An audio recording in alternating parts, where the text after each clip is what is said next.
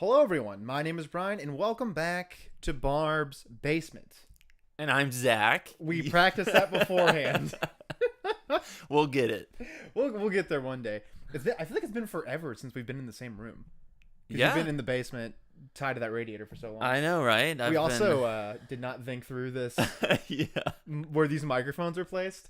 So, so you guys know. It's a bit of a struggle. It's a bit of a struggle. Just so you guys know. I've had this one here the whole time. Yes, but mine's been off screen over here. Yeah. Actually, we should have put it there, maybe. Oh, well. Maybe we should have.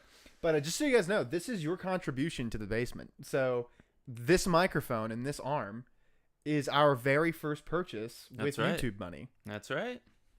It's pretty weird, isn't it? It is. Doesn't it feel weird? Super weird. We need to hang up our first AdSense check. Oh, yeah. Like it's the first dollar bill at a business. Mm-hmm. But let us know how we sound. But we're going to let some more people pour in here. Yeah, definitely let us know how we sound because we adjusted our mic situation. So if one of us is loud, if Brian's blowing out the speakers and I'm like a mouse over here, just let us know. That'd be super helpful. We got some. Okay, who we got in here? We got Eddie. We got Zim. I got some whiskey just for you, Zim. Oh. We got JT Lovecraft, my man. Too bad HP Lovecraft's a terrible racist. Texas Stories by Devil Rider. It's good. It's good to see you. You're a new face for sure. But yeah. So I'm sure that you guys have other YouTubers you could be watching talking about. But you're here Kenobi. in the basement with us. I'm gonna take it a step further. There's other YouTubers can go fuck themselves. There you go. Because we're way fucking better. You heard it here. Yeah. We're young, we're spry, we're in our 30s. We're ready to take the whole world's in front of us. The world is our oyster, our space oyster. Dude, we really did not think out these mic setups. We did not. That's okay. But I promise we're going to get into the Obi-Wan Kenobi stuff. But I just wanted to give a big shout out to everybody. Thank you so much for like helping us. Like this microphone was purchased with money that came from YouTube. Yeah. That is not lost on us. Like that's so fucking insane. But the sound is cool. Thanks, Eddie. Thank you, Eddie. But yeah, so we have not talked to one another about Obi-Wan Kenobi at all. We don't talk to each other about anything or Star Wars related, like outside of these live streams, because we're like, save it for the stream. Save it for the stream. Yeah. But I feel like it's kind of ruined our lives. I know. This is what we used to do anyway when we would hang out. Now we just do it all on camera. Yes. True. Which is fine, I guess. Yeah. I mean, why not record these conversations? More expensive than just talking, but yeah, these microphones and this whole setup was like $800. Luckily, we already had the camera, the nice camera. So. Yes, it's a nice big cinema camera. But as you guys all know, they obviously released the Obi-Wan Kenobi like the first 2 episodes like 4 hours early. Yeah, when did they release then? Like 11, I was o'clock. asleep. Like I know because I called you on stream. Yeah, and you're like, "Yeah, I worked really hard to get to sleep," and I'm like, "Well, you did. You're not anymore." Actually, you totally woke me up from like dead sleep, and it did take like 20 minutes to get back to sleep. Just so you feel bad about it. And you got up at like 4 a.m. to watch it. I did. I got up at 4 a.m. because I worked today, so I was like, man, I'm gonna have to watch those, obviously, because I'm gonna have to talk about it for the stream. And so I was like, getting up at 4 a.m., watching it before work, and I did. Was it good to watch like that? Like, did you not feel like disoriented? What do you mean? Like, because of the hour? If somebody like woke me up like at 4 a.m. was like, hey, we're gonna watch this Christopher Nolan movie right now. No, I'd be like, I hate this. This is the worst movie I've ever seen. Well, maybe like a Christopher Nolan movie, but Star Wars isn't like super psychological or anything. I would argue these 2 episodes kind of were. Really? Okay, so let's dive. Let's dive into it. So, the first episode of the show, like I knew there was gonna be like prequel stuff involved, obviously because it's about Obi-Wan, like just 10 years removed from the Clone Wars or whatever. But the opening section with Order 66. Oh man! God damn, that is so good. That was honestly probably one of my.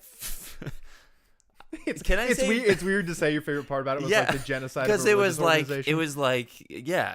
they're basically just murdering tons of Jedi and younglings are being like targeted actively, but man, and here's you cracked out at 4 o'clock in the morning like yeah, fuck yeah, like watching these kids get killed.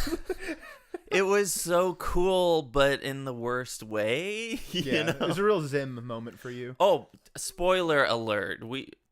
Obviously. Oh yeah. By the way, if you haven't seen the show and you're watching this, do not watch this. What's wrong with you? We are going to talk about probably every single detail that we can think of. Yeah, there's gonna be no preamble here where we're not talking about spoilers. So just spoiler. We need a banner just running across the screen. We would have done that if we were any good at getting ready for these things on time. We were scrambling to get the shit set up. We were. But yeah, so we're gonna be talking about everything from the jump.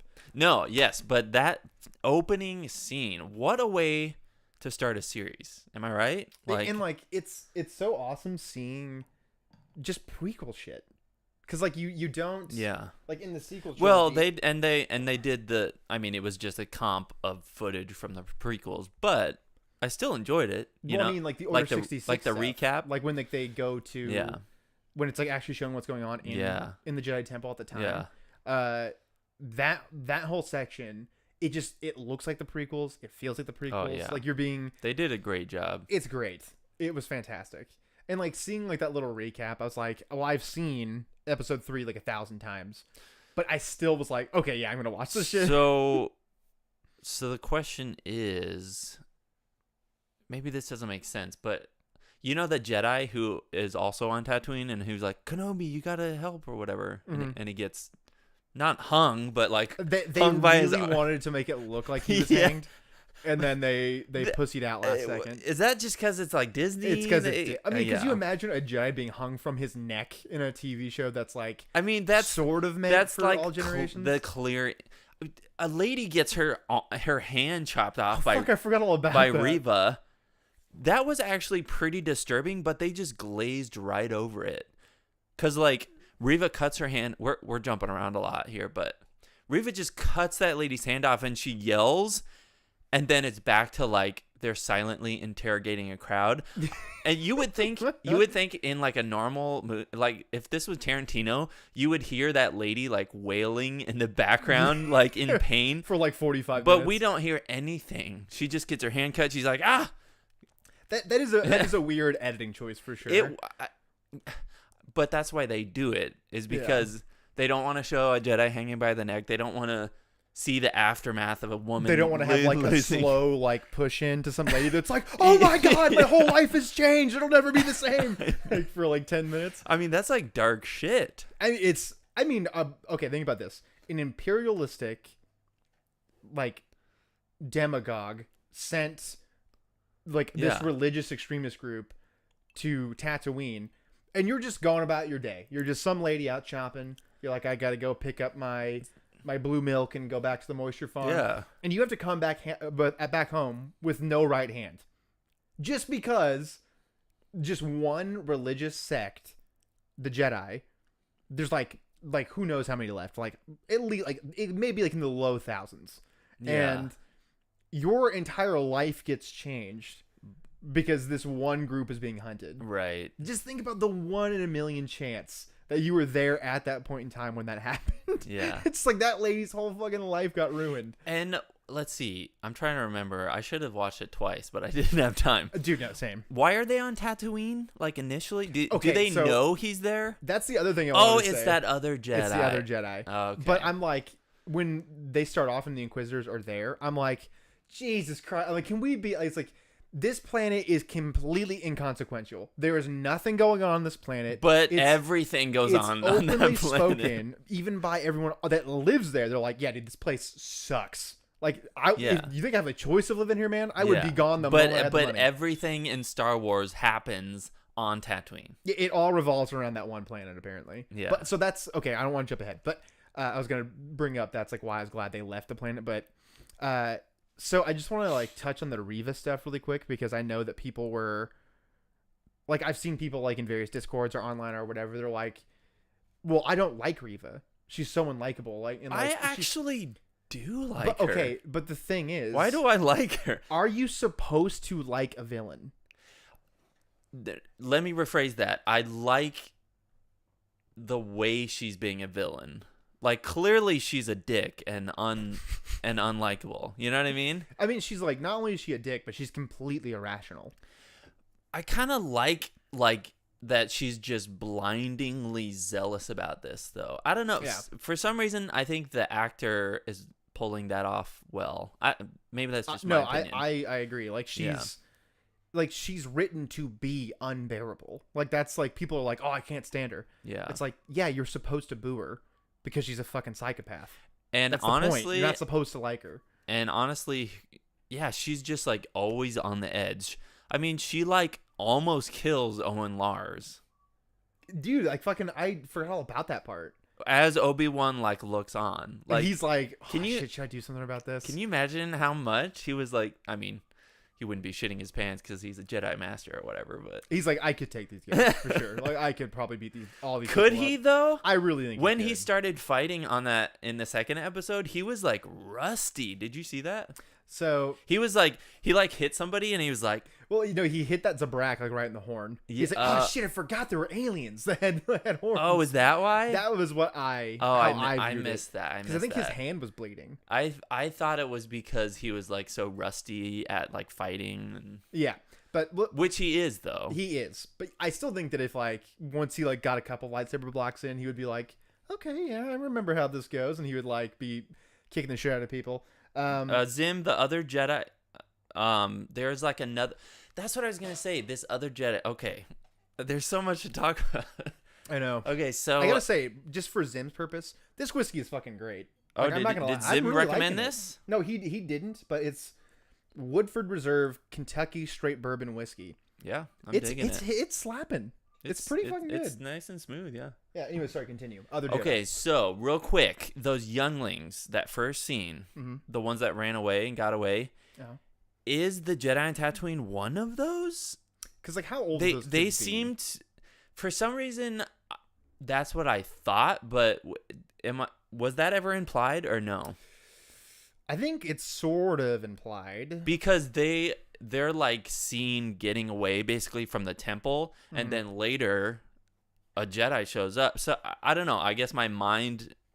Was I supposed to make that jump? Like I saw somebody saying in the chat. I think it was maybe Eddie was saying that Riva might be one of those Jedi from the temple.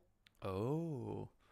And so that intrigues me because like I need to go back and watch that. They were like talking about like the Inquisitor says to like Riva, she's like, yeah, you're a piece of shit. You suck. You're the worst of all of us, and we all hate you. Yeah. Only the cool girls get to hang out with us on our ship. You have to go on the crappy one, like that kind of stuff. But so I don't want to jump ahead here, but like because I keep wanting to go to episode 2. But I think that one Jedi, he was either one of those kids or he was just another Jedi who escaped. But so okay, wait, was the one who went up to talk to Obi-Wan, was that the same one who was in the cantina? Yeah. Okay, yeah. It was the same guy the whole time. Yeah. Yeah. So that's why they were on Tatooine to find that guy. To find that guy, why is that? Oh, that guy's then on Tatooine to find Kenobi. But how does he know where Kenobi's at? I don't know. I think it's not like he was at that meeting in episode 3 with Yoda and like Bail Organa. He was just off screen.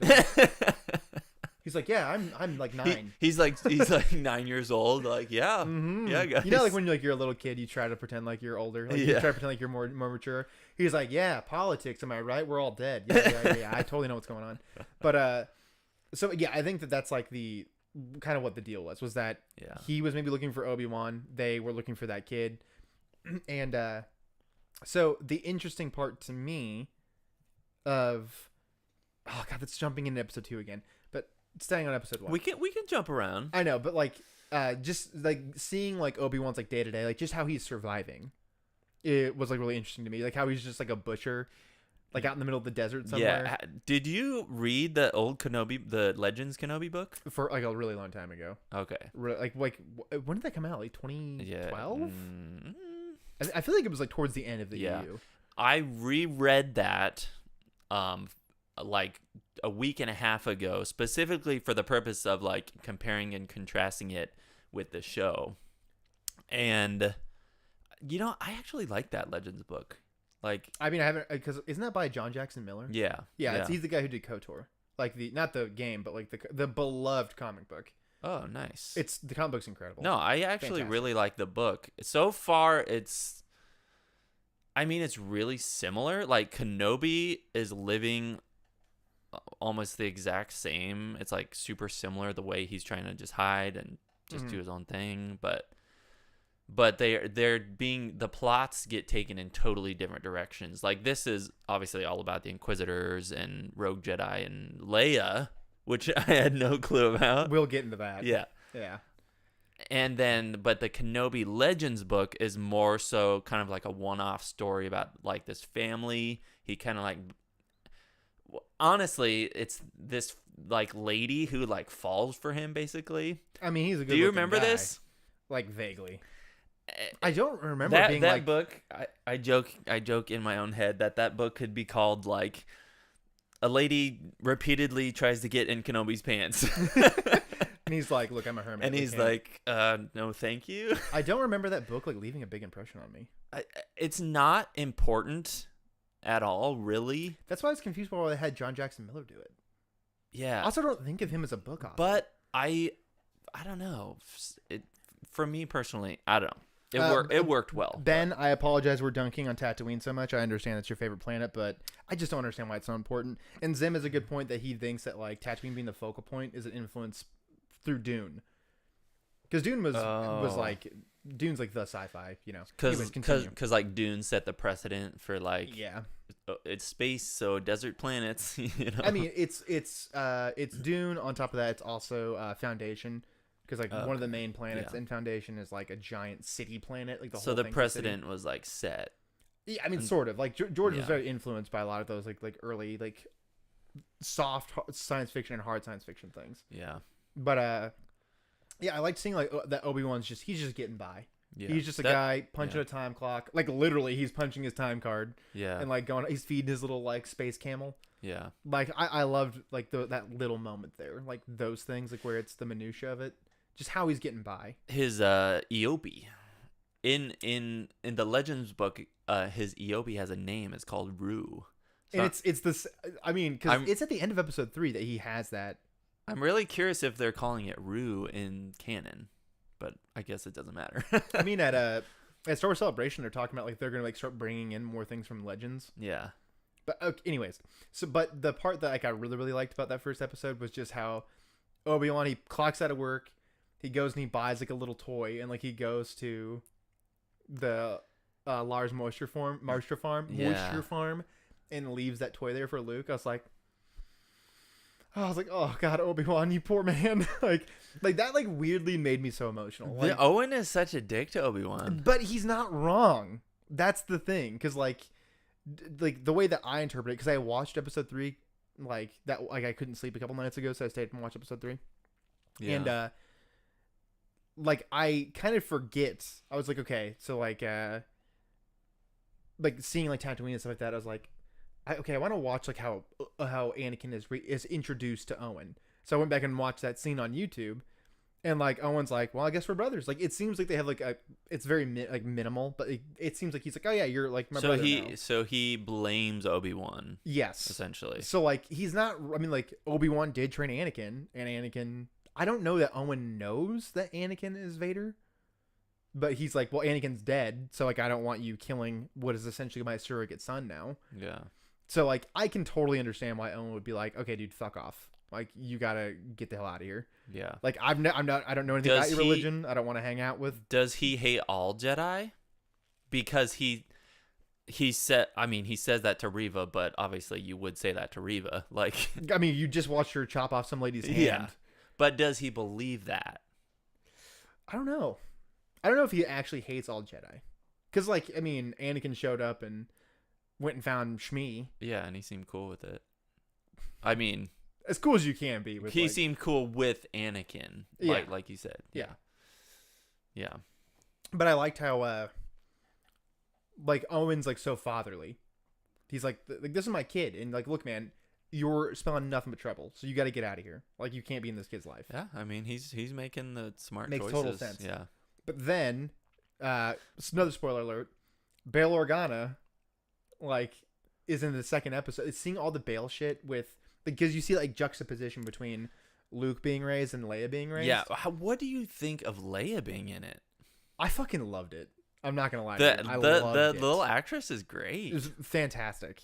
I honestly like I was so hyped for it. She's so like sassy and like Princess Leia. Because it feels like it would be Leia. It does feel like it. Yeah. But like I like seeing like that juxtaposition between like the way they're raised. Like because Luke doesn't look like he fucking hates his life. Like he's like running around, he's playing, he's pod racing, like he's doing all like he doesn't look like he's miserable. Which that's always the thing that you think in your head. It's like, okay, well, one was royalty and one grew up on a sand planet. I mean, it's quite the difference. But let me get caught up with chat here. It's funny how the man had standards when he was being sold his own stuff back to him. Yeah, it's true. I'm surprised Obi-Wan didn't snap at Owen and chastise him for not helping Anakin when Shmi died in Attack of the Clones. For the Grand Inquisitor should have had more story. Well, to be fair, the Grand Inquisitor does have an entire season of Rebels devoted to him. Right. But we'll get there. So, yeah, seeing in the second episode, because it's not in the first episode, right? That is it in the first episode that Leia's like? I think it is. I think it is. And the second episode's entirely Obi-Wan. Because the second episode focuses on the fact that she was captured. Yeah. Okay. So, like, which I have a question about that. Do you want me to ask it now, or do you want to finish your thought? I'll just finish my thought super quick. So, like, I really liked seeing that Leia's parents like really did love her a lot. Like yeah. her mom was like, I mean, she's like, okay, well, quit running out into the woods because it's dangerous. But like, hey, I still like, it's a loving environment that they were raised in. Yeah, definitely. And so like, just seeing like that kind of like sassiness from Leia that she's like gonna have like later on in her life just warmed my spirit. Yeah, Warmed my heart real good. No, the whole like, yeah, her parents, her being raised like her little robot pal, like it's all designed to make you feel something. Yeah, like for sure. But go ahead with your thought. Okay, so then on to the kidnapping. Mm-hmm. Riva says like, we know, basically she says we know that this is Anakin's, or what does she say? She was like, Obi-Wan and Bail were like good homies during the Clone Wars. That's how they knew. Like, no, she said something about, I'm trying to remember the exact words. She was like, this girl is his father, something about her father. I don't believe that. That seemed to imply. I don't think that Riva knows that Anakin's the dad. Oh man, I wish we could go back. She says in that phrase, she was like, we looked through the Imperial archives and Obi-Wan and Bail were really good friends. They interacted a lot during the Clone Wars. She doesn't mention Anakin. I need to go back and watch it because something in it seemed to imply to me that for some reason she knew that that was Anakin's kid, and which is why they are targeting her to get to Obi-Wan. My theory is that she just knows that Anakin is Vader, which clearly she does know that Anakin is Vader. Yeah. And she knows that Anakin desperately wants to find Obi-Wan because Vader knows that Obi-Wan's still alive. And so she wants to get in good with Vader by finding Obi-Wan. And she obviously she knows that Anakin was Obi-Wan's Padawan or whatever. So she knows that he cares about Bail Organa because they were really good friends. Nah, she said something about Dude, Leia. she for sure did not say. She said something about Leia's father. I remember that. We need to go back and watch it. She's talking about Bail. She's like, we looked through the Imperial records and we know that Leia's dad was really close with Obi-Wan. She's talking about Bail Organa. Oh. That's why they targeted Leia. I don't think that Riva knows that those are Anakin's kids. She only targeted Bail's kids. That makes way more sense because Vader doesn't even know he has kids at that point. Yeah, so like, it wouldn't make sense for her to know. Yeah. So I fucking love your line in that short that you did. Vader being bummed out he missed the birth of his own children. That's our most popular short. It's so funny. That's literally our most popular short. But no, she just knows if she goes after Bail and his family that Obi-Wan, they'll contact Obi-Wan. Like, and she just knows that Obi-Wan was Vader's master. Yeah. So that part makes sense. But like, I think that a lot of people have like issues with Riva because I think a part of it is like, they're like, oh, well, it's political because she's a black woman. No. Oh, it's like, the SJW stuff all over again. Yeah. You know, that shit. She, like, because people were like, well, I don't want to see, like, just another chick, like, overpower a guy in a show. First off, suspend your disbelief. They're both space wizards. So it's like, get over that first hurdle. But the second thing is, wouldn't you rather she be an actual threat as opposed to, like, Obi-Wan just like, okay, I kicked your fucking ass the first time I see you. Yeah. And then she's, like, an unbelievable threat the entire time. Like, yeah. I would rather her be, like, a viable threat.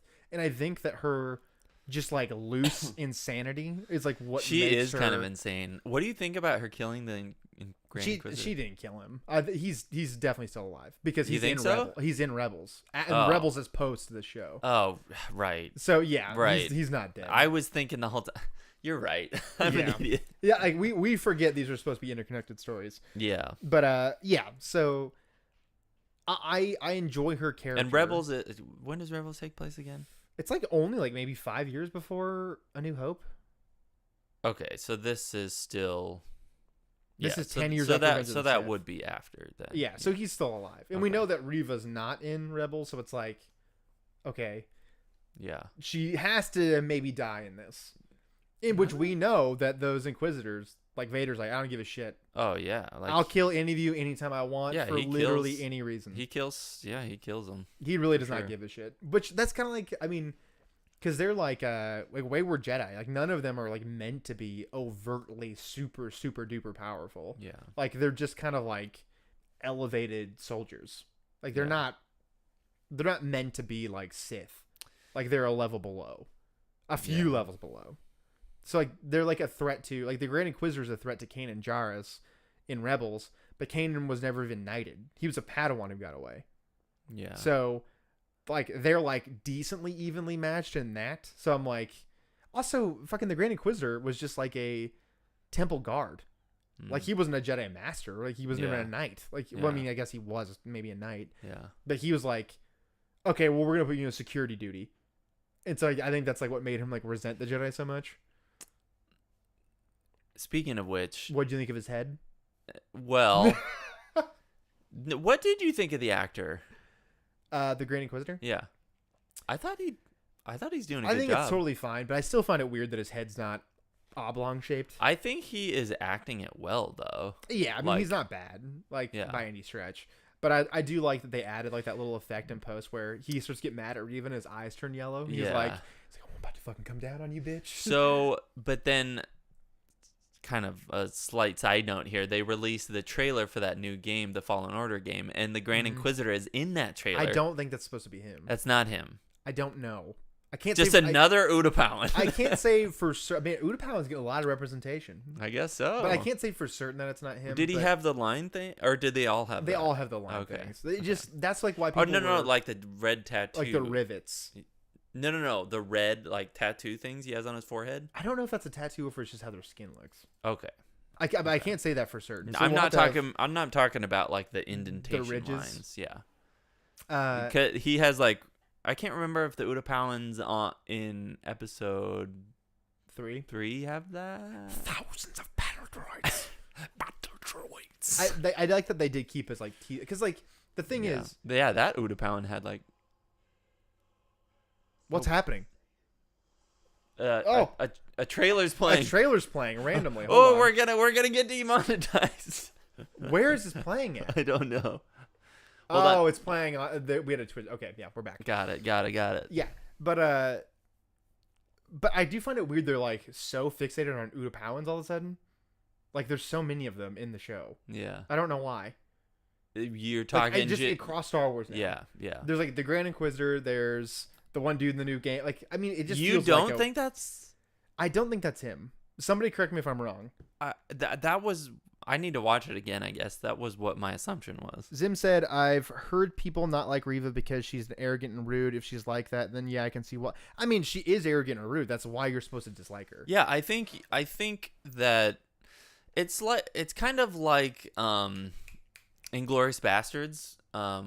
Christoph Waltz. Christoph Waltz's character. Mm-hmm. I forget his name in the thing, but probably you know what I'm talking about.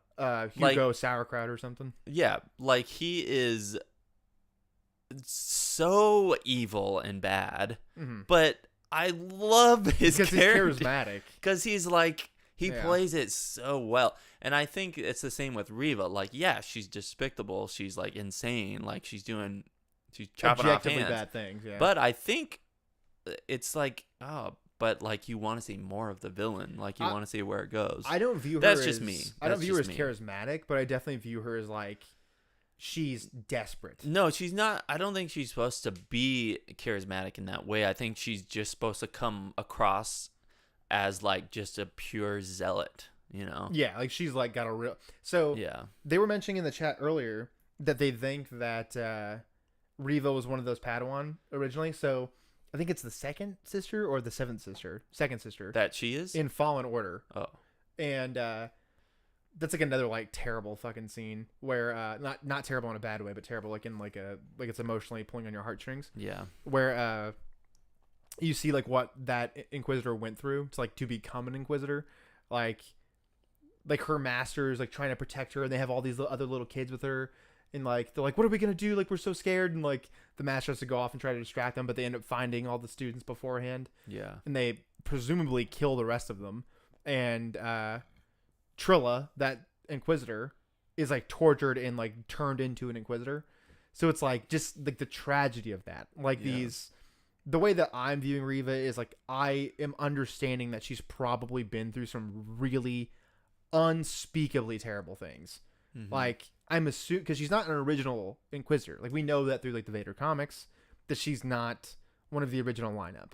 So my assumption is that they found her and they gave her an option. It's like we're gonna keep torturing you to death unless you tell us where other Jedi are, or you can join us. And my assumption is that she's not super powerful in the Force, or that she was like middling or lower class. I mean, we're definitely gonna get more of her for sure like backstory. Like I'm not like I just don't get like the immediate like jump to people going, oh well, it's a political choice to make her like a black woman. I'm like, it's an Utapawan. Like everyone's a fucking like it's that's nothing. That is a nothing complaint.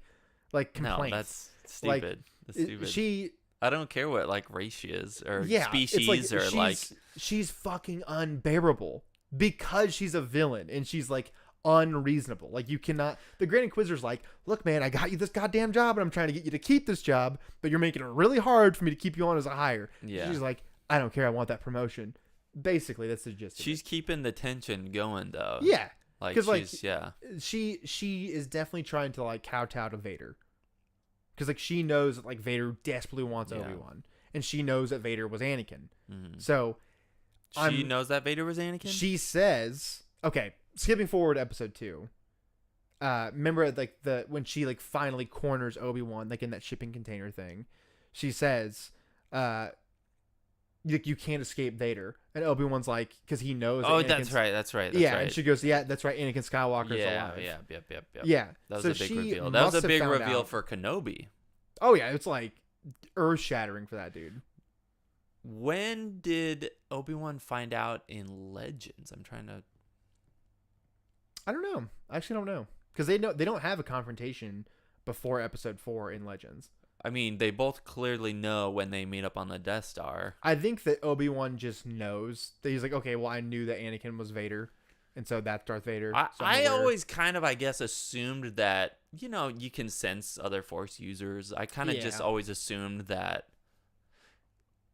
I get they kind of play fast and loose with that, I guess, in the Star Wars universe, because, like, Darth Bane and Darth Xana were always saying, like, this in the Bane trilogy, we're always saying, like, oh, I can sense, because the whole rule of 2 thing, like, she had to kill him. She's like, oh, he's not dead yet. I could sense him like a galaxy away. Like, so you would think Obi-Wan and freaking Anakin, like, come on, like, they were bros. Like, they're bros. You would think that, well, and in so many Star Wars stories, they say that, like, they felt their deaths through the Force. You know what I mean? Sorry, Lord of Edge says, congratulations to Riva, only the 4th black person in Star Wars. Oh my god. I mean, like, I agree with that sentiment that it's like Lando was like the only black person in the galaxy for like 30 years, and like when we get Mace, I guess it wasn't that long between episode 6 and episode 1, but yeah. I mean, like, that's my whole thing is it's like that's such like a non-complaint that she's a black woman. Like, I would see like all these thumbnails from all these like reactionary dudes on YouTube who are like, yet again, I'm like, okay, if anything, it's weirder that they're making a black woman a villain when this is the first like black Jedi, female Jedi on screen. We're not getting into this shit. Like, it's so dumb. It's just like, if you're gonna make a complaint about the show, make it based on like the writing of the show. Yeah, come on. If you don't like writing, plotting, like characters, like scenes, like But I found like her complete unwillingness to like rationalize with the Inquisitors is there must be something underneath the surface there that we're gonna find out in later episodes that she's obviously desperate for a reason. Like there's got to be something going on, or something really, really terrible happened to her, and maybe she's closer with Vader than we maybe expect. Because otherwise, if she wasn't like tight with Vader, she wouldn't know that he was Anakin, and if she wasn't tight with Vader, he probably just would have killed her. Do they all know? I think that most of them don't know that he's, because you remember, like, man, I get so like confused on who. You have that whiskey over there? Would you mind pouring? Oh yeah. But like I almost need like a chart chart on like post Order 66, who knows what about who? You know what I mean? Like, Lord of Edge says, Obi-Wan realizes that Anakin is Vader at the end of Dark Lord, Rise of Darth Vader. He's sitting in a cantina and sees Vader on TV and has a string of realizations. He's like, wait, I know that guy. wait a minute. Hey, hold on. Yeah. That's objectively funnier than like what we get. I guess Disney is, in their canon, is like firmly establishing that, you know. Well, also, it's like Vader's like not that well known to like most people in the galaxy. Yeah, that's the like he's only really like people only made aware of him like in the upper echelons of like Imperial society, realistically. And why? This is kind of a tangent, but how do like the layman or just your average Joe walking down the street, Johnny Lechpale, like, what's the difference between Sith and Jedi to them? Oh, they probably have no concept of what the difference is. So it's like, oh yeah, all the Jedi are dead, but then they see all these like lightsaber wielding Force users. Like, yeah, close enough. How do they know? That's why in how do they know KOTOR, the difference? That's why in KOTOR they called like the war between the Sith and the Jedi Civil War. Right. It's because most of the galaxy is like, look, they're both throwing around glow sticks, so I'm just doing my best, man. They both got funny hats. Yeah, it's like if like two versions of like two Catholic sects went to war. They're like the Catholic Civil War. Yeah, they're both just being Catholic at one another the hardest. Yeah, you know what I mean. But that whole second episode where this show gave me something that I didn't know that I needed, and it was Obi-Wan forming a relationship with Leia. Yeah, because like she's like, help me, Obi-Wan Kenobi, you're my only hope. Like she's aware of Obi-Wan. Yeah, I was gonna ask about that too. When did she learn? I mean, in Kenobi season 1, we just found out. Obviously, now they're establishing that. Yeah. But like before the show came out, what was it in Legends? What was the legend? Yeah, what's the Legends rationale on? She was in a cantina and had a series of revelations. Oh my god! I actually don't know. I'm assuming that Bale must have told her. Yeah. Like, hey, I have this friend. He's out on a sand planet somewhere. She goes, sand planet? I'm only aware of mountain planet. You know? Because every planet only has one biome, and usually just one habitable city. Yeah, everything else is dog shit. But I love that we see Alderaan. I love how real quick, I love how Dagobah is just Yoda's hut, and that's it. It's completely uninhabitable everywhere else. It's Florida. The rest of it's just swamp. You can just live on the edges of it. The rest of it's in the dark side cave. Yes, and the Vader lives in that dark side cave or whatever.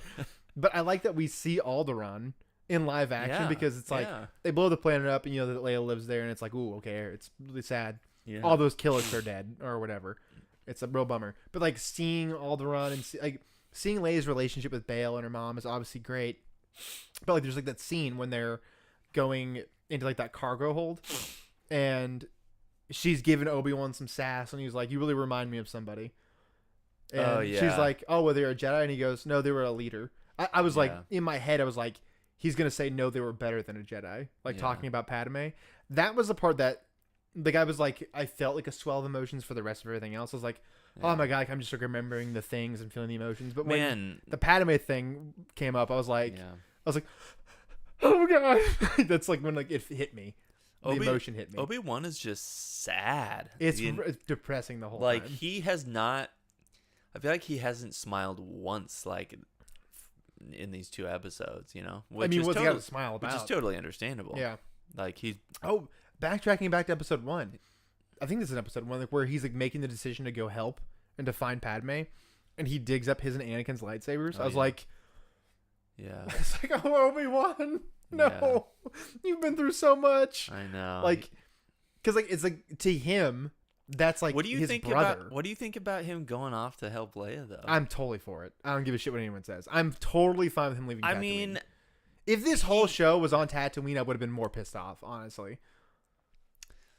Like, he didn't want to, though. He was going to refuse. I mean, he hung up on him. He's like, bye. I can't do it. But, like, I mean, he is taking a huge risk. Obviously, he did.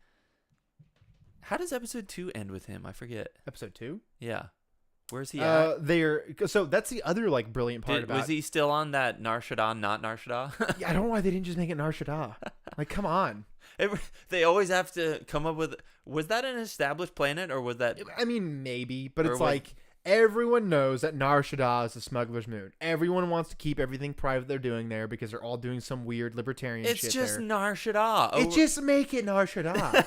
The whole place is covered in neon. It's like having Jakku and not Tatooine. It's so dumb. That's okay. That's my only real complaint about the show is it's like when they're Jakku is Tatooine. Yoda goes to Korriban. He's on Korriban. It's the birthplace of the Sith. No, it's Moraband. Why? Why is it Moraband? Why is it not just Korriban? Why? Yeah. Why not just make it the established planet that we all know and love? I don't know. And why are so many planets habitable? Only one of our 9 planets is habitable. Why are all these planets habitable? There's probably other planets we don't. We're getting to some Joe Rogan shit now. Where we're like talking about aliens. But the brilliant part about the show is he never directly sees the Inquisitor. Like he never sees the third sister and the Grand Inquisitor. They just know he's in the room somewhere, and they never see him. So he makes it out. They get on that ship and they leave. Really? With no one seeing him physically. I'm gonna have to look. I'm gonna have to look back. I didn't realize that. I was like, how are they gonna like show Obi-Wan? Like they're gonna see Obi-Wan, and she knows who Obi-Wan is. I mean, he was a member of the High Council. So like clearly all the Inquisitors know who he is because he's like one of the most important people in the Jedi Order. Yeah. So like he couldn't like be like, oh no, I'm the other guy, and they're like, no, you're not. We know you're Obi-Wan. You're not fooling anybody. You look really like almost the exact same. These aren't as you the did. droids you're looking for. I was really hoping that he would do that to somebody. Yeah. Like when that person was like, "Oh, there's like the whole like that meth lab scene," but they're like listing off like glitter stem and all these other things, and I was really expecting him to go, "You don't want to sell me glitter stem." Yeah. I was really expecting that to happen. I was hoping for it, but I like how he like has on like the trench coat thing, and he has like on the mask and. He's going through like a drug den, and to get away from those people, he just gets them all high. Yeah, yeah. So he breaks a thing of spice, right? I think it's supposed to be glitter stem. I think is what she gives him. Okay. Something like that. It's one of those drugs. Yeah. She's like, "Here's some meth. Here's some space meth." Yeah, some speff. Yeah, but the brilliant part about that whole episode is that, well, we see Obi-Wan use the Force for the first time. Like in probably like 10 years. Yeah. I mean, because I doubt that he's just like in his house and like, oh, I'm too lazy to get up and pick this thing up, so I'm just gonna like pick it up with the Force. I mean, I would do that all the time. I'm as assuming a Jedi. that he's afraid to use the Force because of he doesn't want somebody else to sense that he's using it. Yeah. So I'm sure that's a part of it, but like seeing him use the Force again, like it's obviously like a big moment, like where he catches Leia, she's falling, and she like comes to the realization that he is actually a Jedi. Yeah. Yeah, all that other stuff. So I mean, she also sees his lightsaber. Like, he's got his lightsaber out, all that good stuff. Yeah. Sorry, I didn't mean to burp in the microphone. But it's just, like, seeing Obi-Wan just trying to get by as a regular guy. He's like, fuck, I can't use my lightsaber. He's just, like, shooting a gun at somebody. He's not really all that great at it. Like, seeing all that stuff was really entertaining to me. When he was that one dude was punching his time clock ahead of him, and he's like, I have a family. Like, I need more money, and he'd get shoved by his boss or whatever. Mm-hmm. And Obi-Wan like sees that and was like, oh, I want to do something. I'm gonna give you a knuckle sandwich, buddy. But I thought of the fact that like he's a Jedi. They're supposed to bring order and peace to the galaxy, and here on Tatooine, it's just the same old exploitative shit. Like, I mean, the planet's just like, we got slaves. Like we're not changing that. Yeah, they're like. I wonder if he realizes, like, man, all that work we did when we were Jedi, like, and here is just, like, suffering on suffering. I mean, that's, like, the struggle of just, like, human existence in general. Yeah. Because it's, like, how much good can you do to outweigh all the terrible shit that happens? I wonder if he thought of that in that moment, though, you know? Because, like, he was in a position where he maybe could have done something. Well, that's, like, the really, like, nice emotional core to, like, these 2 episodes is that Obi-Wan went through I mean, he's like a war veteran. Yeah. Like, he's seen people that he like knows and outside of the Anakin, like other people that he knew and loved, like die.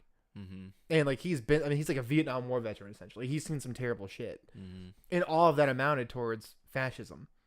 So it's like, how hopeless must he feel after everything he went through for it to realistically amount to nothing good? Right. Yeah. I mean, it all just comes down to what did Palpatine call it? The grand plan or whatever it him was. and him and Plagueis. The two things I remember from the Plagueis book is them talking about the grand plan.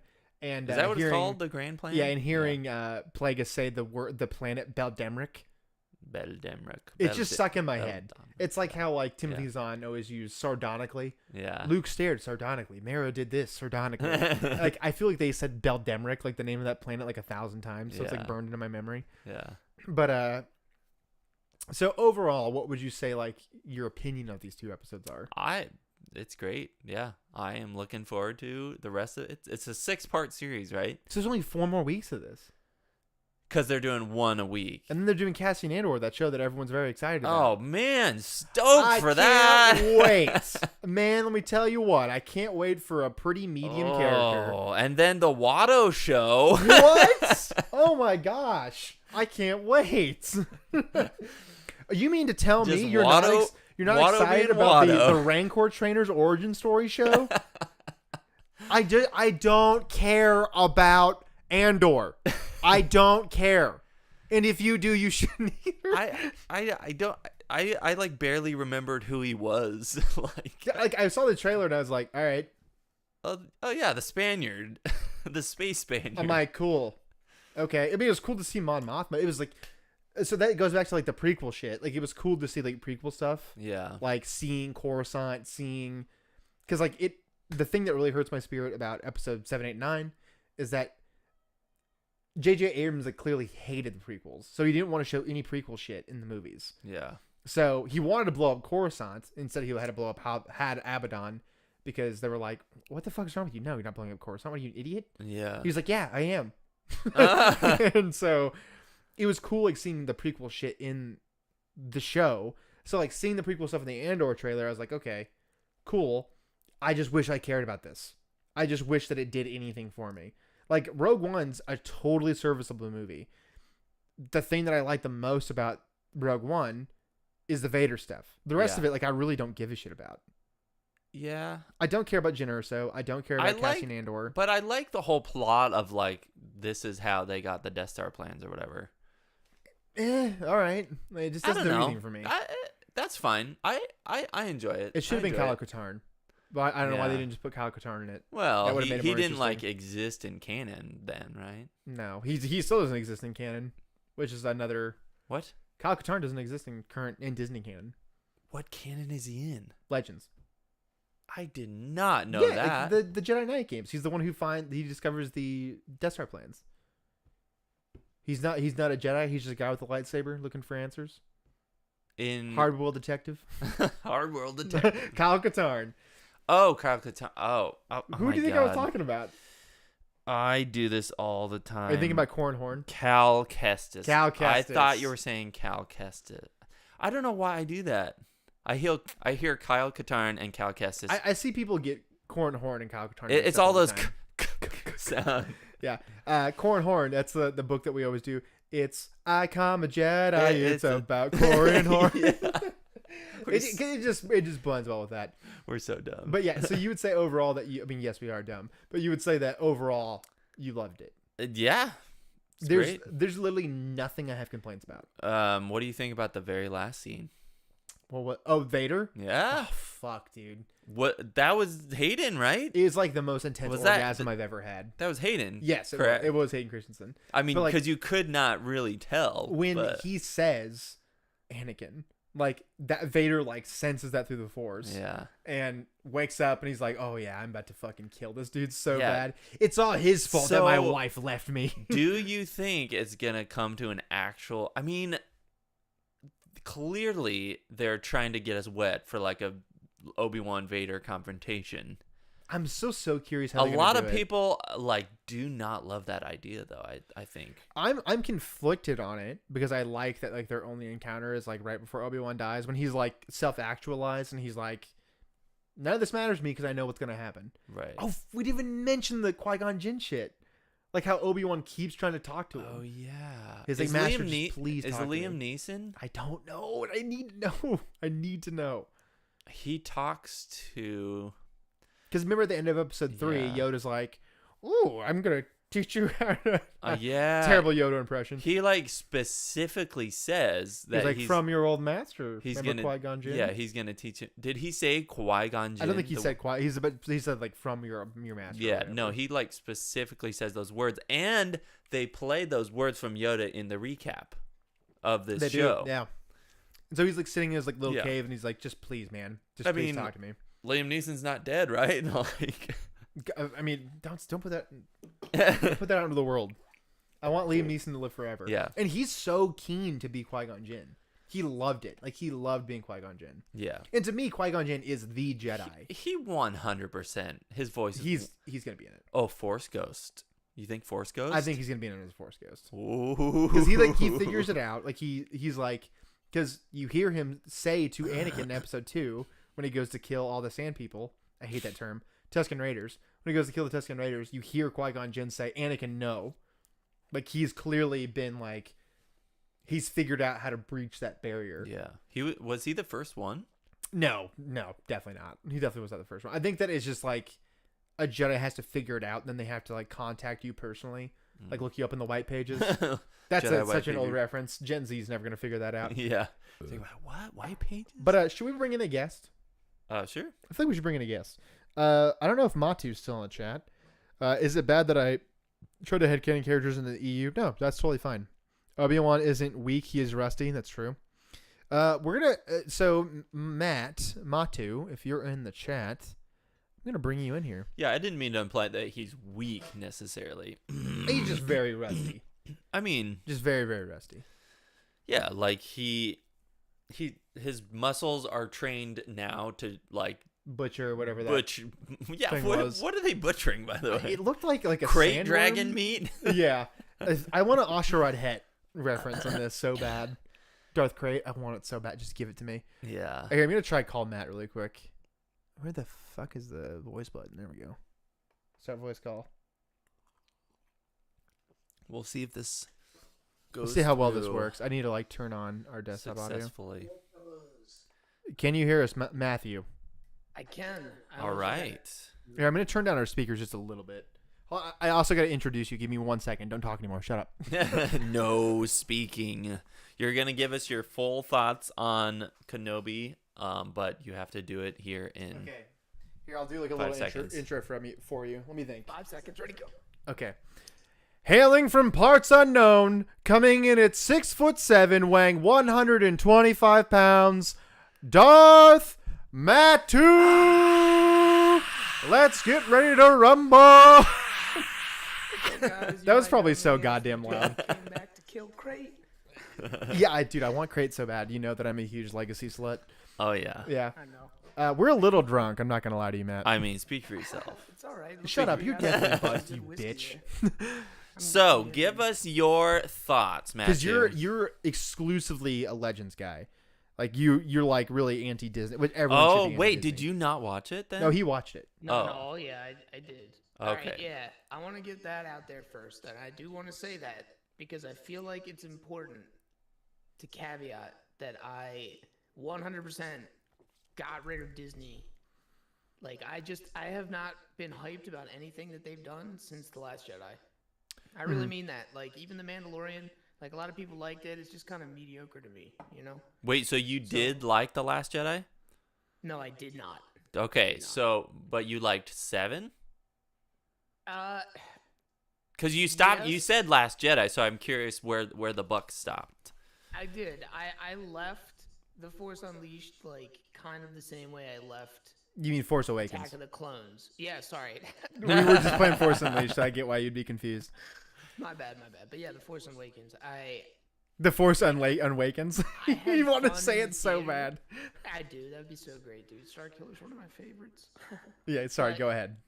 I like the Force Awakens hyped me up, but I had problems with the film like I did with Attack of the Clones. But like I was willing to accept it, you know? Like it's not like I love Attack of the Clones, you know. So, but then The Last Jedi happened and I was like it just became a dumpster fire for me personally. Like I'm not trying to take it away from anybody else's experience, nothing like that. Yeah. Just for me. I'm going to turn personally, your that's- audio up on OBS just really quickly. Yeah, no problem, man. But I just want to get that out there because I feel like it's important because I actually did really love this show. Like The a Kenobi lot. show. I did. I I really liked Rogue One. Like I think that feels like Star Wars, and I think that Kenobi felt like Star Wars, and it was really great to experience it. Yeah, as like a Legends only fan. I mean, which I am mostly a Legends fan. I have an appreciation for like the Star Wars comics. The books I've mostly been like completely unimpressed by. Outside of that second High Republic book, which is like it just fucking slaps. Rising Storm. Yes, that's for sure the best book in that trilogy. Yeah. I finished it finally, and I started reading Fallen Star, and Fallen Star I was like, things are just exploding. The whole book, the entire time. yeah. But like as a Legends only fan, what was only fan? Sorry, Matt doesn't have a pornographic account, But he that should. I know But of. he should. That I know it. of. But give us your overall take. So I have two major critiques, and I just want to get them out there because I feel like it will then just flow into the great stuff because I really loved it, like the first two episodes.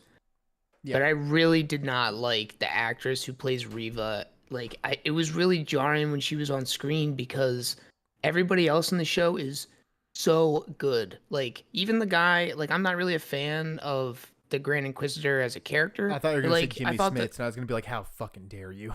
No, like I thought he did an amazing job. Like I thought everybody did really good, and it makes it really jarring when she's on screen because she's not. Like you can just tell, at least in my opinion, she seems like she's way out of her league in terms of acting. I don't mind the idea of her character in terms of a narrative, but like she just like it's really jarring, especially when Ewan is so good and like it feels like you're watching like a Star Wars movie, and then she Yeah, comes 'cause, into like the these two scene and episodes is like, combined, it's like the first one's like 53 minutes and the second one's 45. yeah, it's basically they're like a long. movie. Yeah. It felt like it. It felt like it, and it was really enjoyable for that reason. But she's like CW level of actor Okay. to me. Look, I would not say that's like the lowest of the low. Well, I would some of say- that stuff's okay, but No, like it's not. Nothing on the CW's been good since like Arrow season 2. But yeah, that's what I was thinking of. but like that was pretty good. I guess like Ewan's like he's a fucking powerhouse. Like he's like the best actor Oh yeah. in all the prequel outside of Ian McDermott. Is that what? Ian. Yeah, the one who plays Sidious. Yeah, gee, I don't know. Yeah. Like, I'm a little toasty right now, so I Mick, was like, Mick DeArmond. Yeah, I Mick got you DeArmond. too. God, how Different do you kind say of his toast. name? McDermott. Whatever. Ian McDermott. Sheev. But- Sheev. Yeah, sorry, She- Matt. Continue on with your thoughts. I don't mean to interrupt you.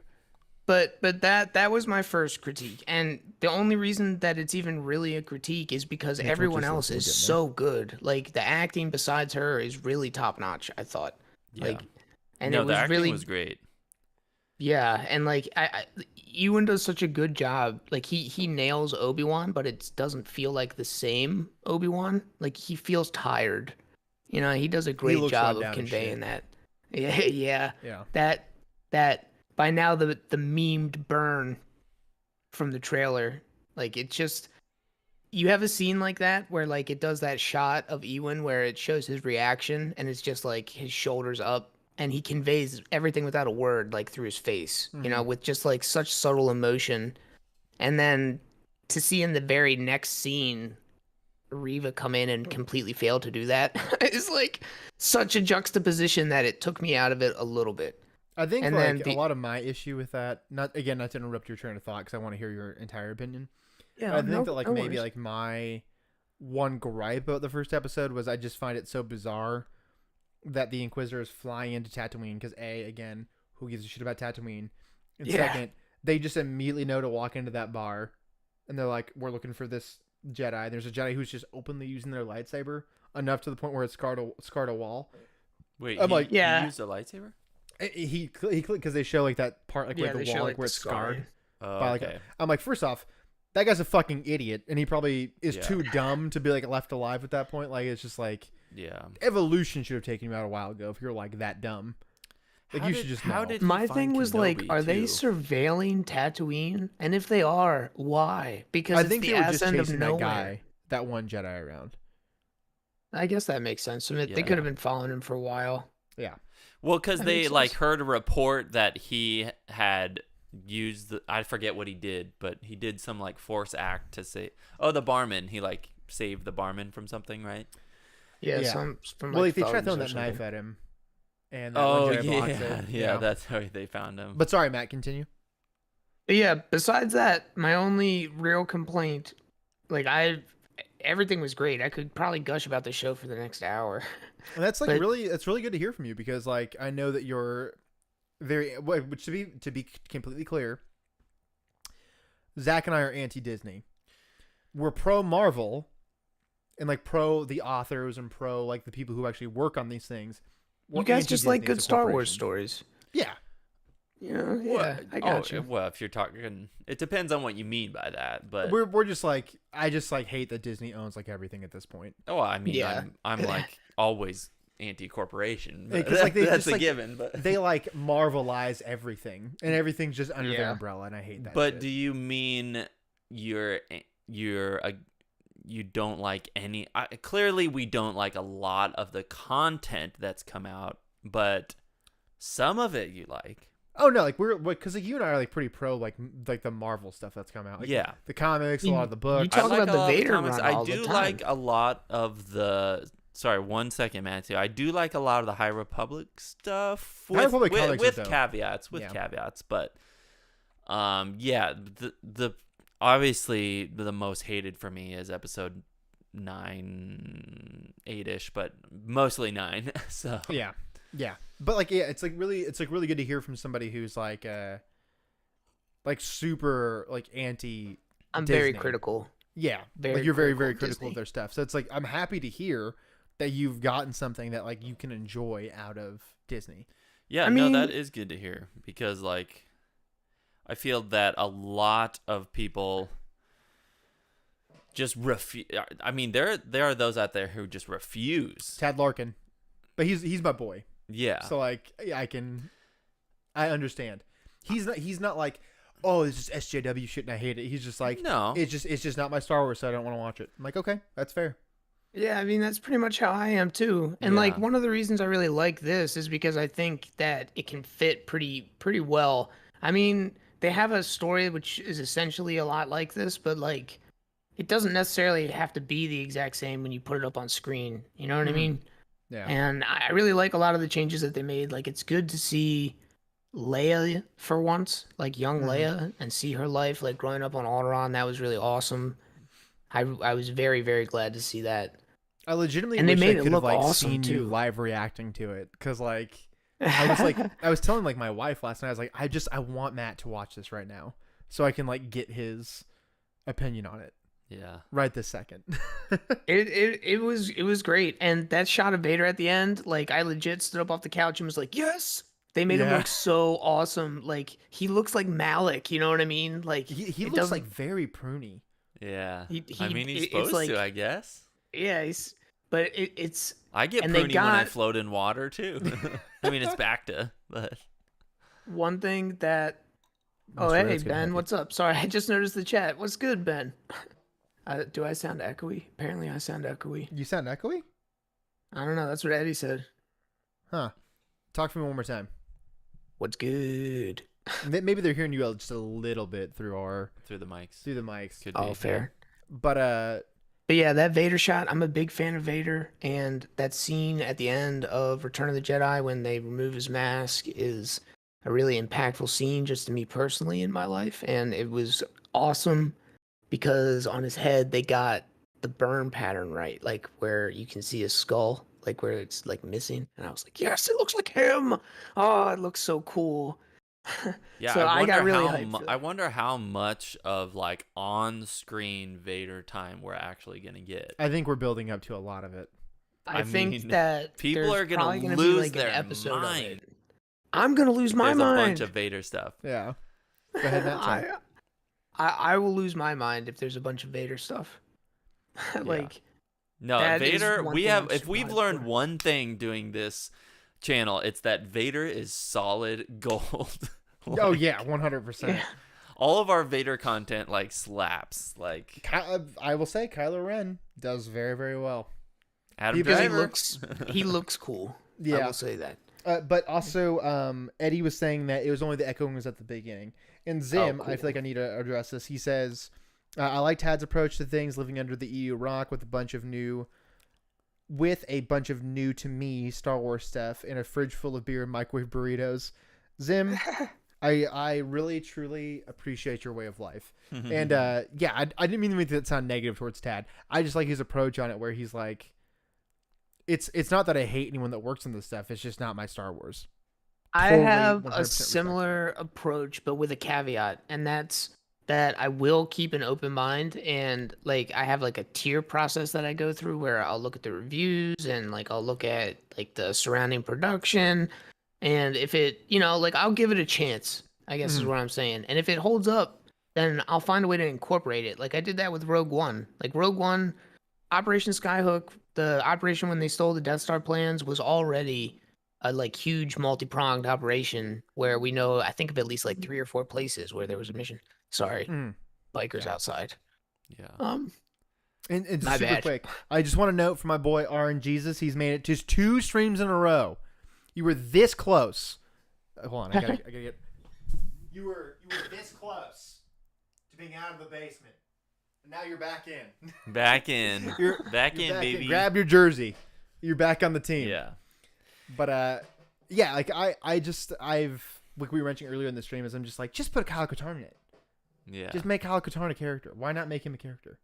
They won't do it. I had do the it. same thing, but Pussies. I enjoyed the movie, and I can take it as like one of many moving pieces that fit into the larger whole. There's nothing like directly contradictory, and so far, I mean, this series does overwrite the Ferris Olin books. Gosh, I can never remember the which names. books? I'm so bad with names, but I don't necessarily mind it because it's of quality. You know what I mean? Mm-hmm.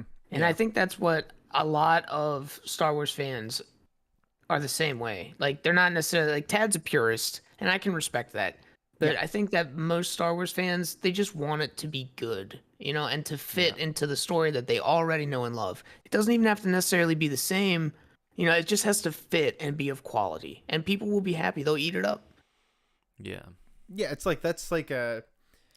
I mean, episode 8, it's like super divisive, which everyone knows that. But episode 9 is just objectively a terrible movie. Yeah. It's just not good. Yeah. Like no without any which way doubt. you cut it. I would have rather they had the balls, the cojones, the ovaries to stick to like what the themes were of episode 8. And when they were just like, they completely wussed out and they just like made a nothing movie. Yeah. That's like what like I was like, okay, I'm done with you. You guys are Did you corporation. ever read Colin Trevorrow's script? It's it sticks to like the themes and the plots that happen in episode 8. Yeah. So it Yeah. makes sense thematically. That's like, what it was missing And- was a cohesive story. Yes. It was a pretty good story too. Like I read the script, and if they had done that, it probably would have salvaged The Last Jedi for me. Honestly. Sorry, Matt. I promise I'm listening to you. But first, Mr. Red, he says Darth Vader at the end of episode 2 reminds me of Darth Malgus from the Old Republic. Darth purposeful. Malgus is like, I feel like he's like the prototype for Vader. Like he's one of my favorites. And then Zim says putting Kyle Katarn in the movie would have caused all the women in the theater to leave pregnant with Jedi children. He's a real ladies man, Kyle Katarn. Oh man. I get, That's a he good is. one. That's a good one. That's a good one, Zim. That's a good one. But yeah, sorry. It's like if they just like put out stuff that's like quality, like Mandalorian season 1, quality. Mandalorian season 2, like 2/3 of it was quality. Yeah. I just pick and choose, and I have what I like to think of as my head canon. Like Yeah, you know what I mean? exactly. I don't My think own there's anything Zach's wrong with head own canon. personal like head canon. Like Yeah. I have what I love. It's mostly from Legends, of course, but there's stuff that I also am starting to love from Disney to incorporate into like, oh, this is Star Wars. This is Star Wars to me. This is the Star Wars. Yeah, some of that is coming from Disney now, but I'm still a Legends guy, probably. Yeah. like 80%. It's like 80-20 for me. Yeah. For sure. Yeah. I mean, even the things that Sorry, that Matt, Disney you go do ahead while I well. grab this. My bad, man. I don't mean to keep talking over you No. guys. You keep talking. This Go you're for it. Go you're for the it. guest of the hour, so you keep talking. I anything that Disney does that is of quality, I will incorporate into the Legends timeline. Yeah. That's the way I feel with it. Like I'm not opposed to things that are good, and like you said, like we all have things that we like. In the end, it's really subjective, So like you can make some objective arguments about this type of thing, but like people are gonna like what they like. So it's just whatever story resonates with you. I feel like people give headcanon a bad rap, but like that's one of my look at that cover. That's a gorgeous fucking You're just now seeing the it's Legacy Volume delayed 4. now. It's Legacy number 2 compiled. It's a beautiful Man. comic. I liked it the way it looks. A Legacy Volume 2. It's woefully underappreciated. And dude, like, oh man, can you imagine if they had a chance to drag that out over 50 issues, like the first part? Yeah, for real. Sorry, Matt, to interrupt you. Super quick, Eddie, I appreciate you coming out, man. I know that you're super busy in Portugal. Love you. I appreciate you. See Thank you, you for coming Eddie. out. See you, Eddie. See ya, Eddie. But yeah, I mean, like, I'm of the similar sentiment as you are. It's like, did you watch Mando season 1 and 2? I did. I liked the first season. Like, I don't want to say like I enjoyed Fallen Order, but I found them both to be like it sounds harsh, but like mediocre. I don't mean it in a bad way. I just mean it was like I had a good time, but It was serviceable. it was just like Season 2 of Mando, I enjoyed the second half of the season. Because of the Luke stuff? Yeah. You know it is. Yeah, you know what it is. That's that's realistically what I think. Like, I like the Ahsoka stuff. I know that a lot of like Legends folks don't like Ahsoka, which I can understand. They don't dislike her because she's like a woman. They dislike her because it's like Anakin never had a Padawan because he was too unstable to have a Padawan. Mm-hmm. So it doesn't make sense for him to have one. The TCW just breaks Legends Really lore in does. general. Yeah. But I really liked her because like when that season was coming out, Kyla and I both had COVID really bad. And I remember she was like super sick and she was in bed and I was like watching it like at 2 a.m. I had already tested positive for COVID. I already had like a fever, lost my taste of sense and smell. I felt like shit. And I was watching that episode where Ahsoka Tano shows up and I was like, oh, I'm going to put all my energy into being excited about this. And I'm not going to lie. I was hyped. It was like, It was cool to see because I'm a huge Imperial Knight simp. I love Imperial Knights. I love white lightsabers. Silver sabers, yeah. It's chef's kiss. Yeah, and now she's got 2 of them. Yeah, so like I was like just excited to see white lightsabers. And there's an Ahsoka show supposed to come out, which right? I think is just gonna be the Thrawn trilogy. Okay, all right. Which, Really? Matt, I'm Do you curious really to get think your so? opinion on that? It's like, what do you think of them like redoing like the Thrawn trilogy in current canon with like Ahsoka Tano? And Snoke's definitely gonna be Jorah Sabayoth. Let's be real. I don't like that at all. I knew you weren't gonna like the Snoke part of it. Do not like Snoke either. Yeah. Honestly, I don't like the Ahsoka part of it more. Like, why does she have to be in everything? Like, seriously. I understand that she doesn't. She's like Iron Man. Yeah, like it's ridiculous. Like I did not mind her. I was always against the idea of Anakin having a Padawan. But yeah, I understand that. I get it. Like people like it. Like I don't like all aspects of the EU. It's a huge and Troy expansive Denning, he's story. the worst. Troy Denning, Yeah. fight now. See you in the pit. One You of ruined these Jaina days. Solo. I hate you. Sorry, continue, Matt. But like, I was willing to accept her, and I haven't watched Rebels, but there's a couple of fights that I watched, and one of them was the Vader and the Ahsoka one, and I thought that was like a fitting end to her character, like bring it Yeah. full circle, like she dies to Vader. I was like, okay, that was a good fight, that was cool, but then like she keeps popping up, like She's in Like, everything. it's ridiculous. Somebody needs to tell Dave Filoni to kill his darlings. It's like it's a rule of writing, bro. Like let it go. She has to die at some point. Like she's like Gandalf the White showing back up like and everything. I totally understand like that viewpoint. Like I'm of the same opinion that I'm like I just don't need to see her in everything. I'm of the exactly. opinion that I agree with the whole Anakin having a Padawan stuff, but Ahsoka as a character, I like. I like her as a character. Yeah, I like her too. I just think that she should have been dead like a million times over at this point. Yeah. So at a certain point, it becomes unbelievable that she would still be alive. But Darth Maul, come on.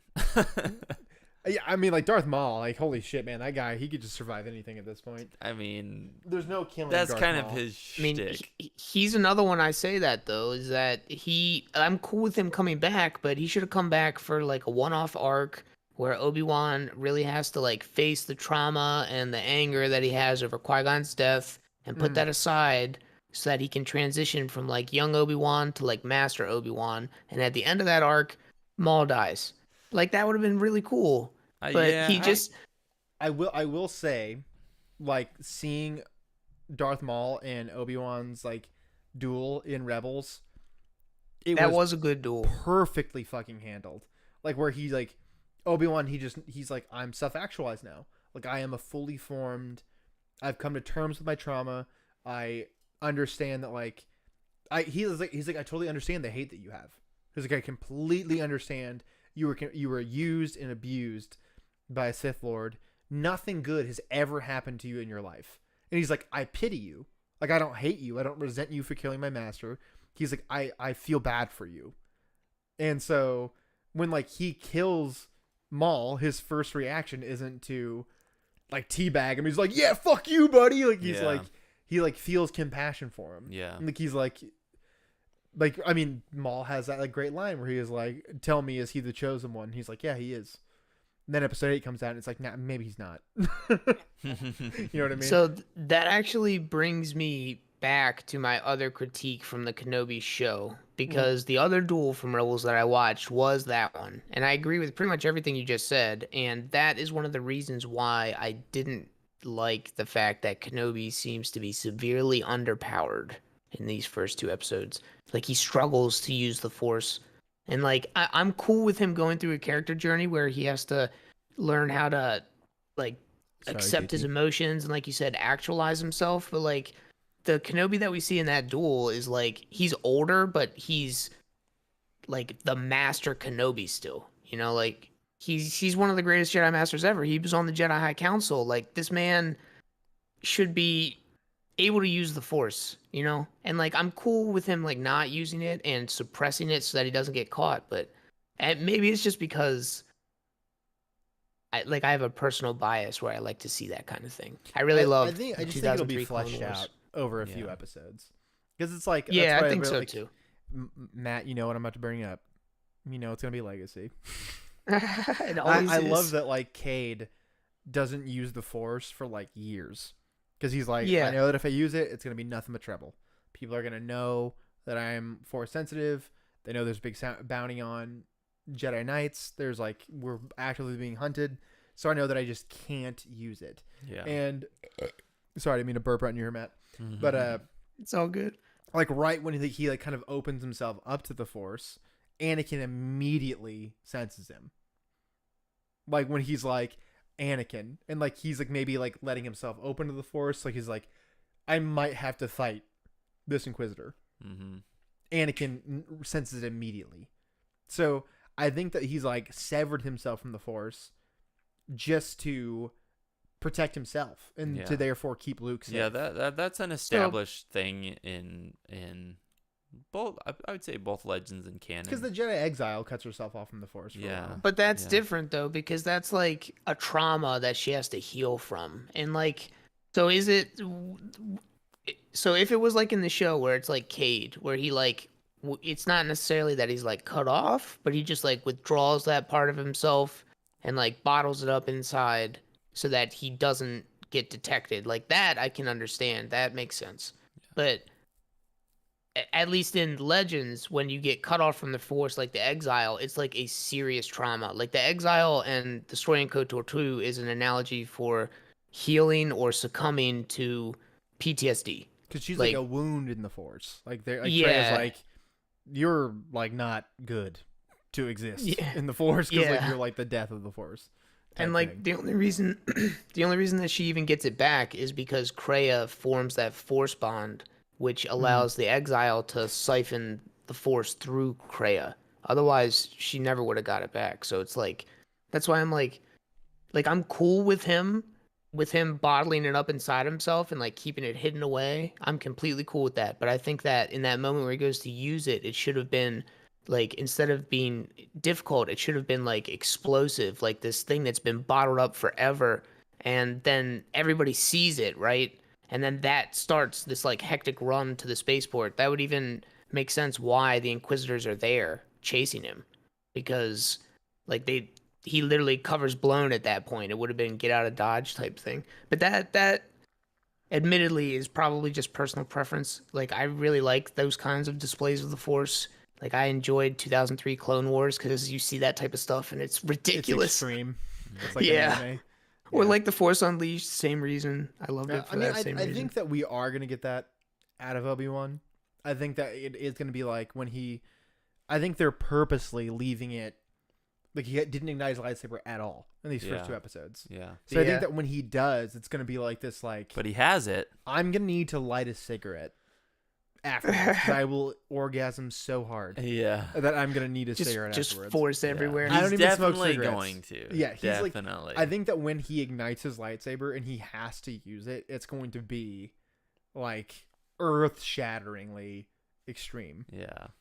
Like, what do you think about, like, Vader and Obi-Wan interacting for the first time in, like, 10 Real years? quick, are we still cutting this off in, like, 5 to 10 minutes? No, like half an hour. Half an hour? We'll give it, like... Because I want to let JT call in really quick. And then Oh, JT. Yeah. Okay. We'll let JT call in. Then, but maybe we'll keep him in the call with you, too, Matt. So sorry, go ahead. Whatever you want to do. Go on. What do you think about, like, Vader and Anakin meeting? So I was against it, but then Patrick... You know Patrick. I know Patrick.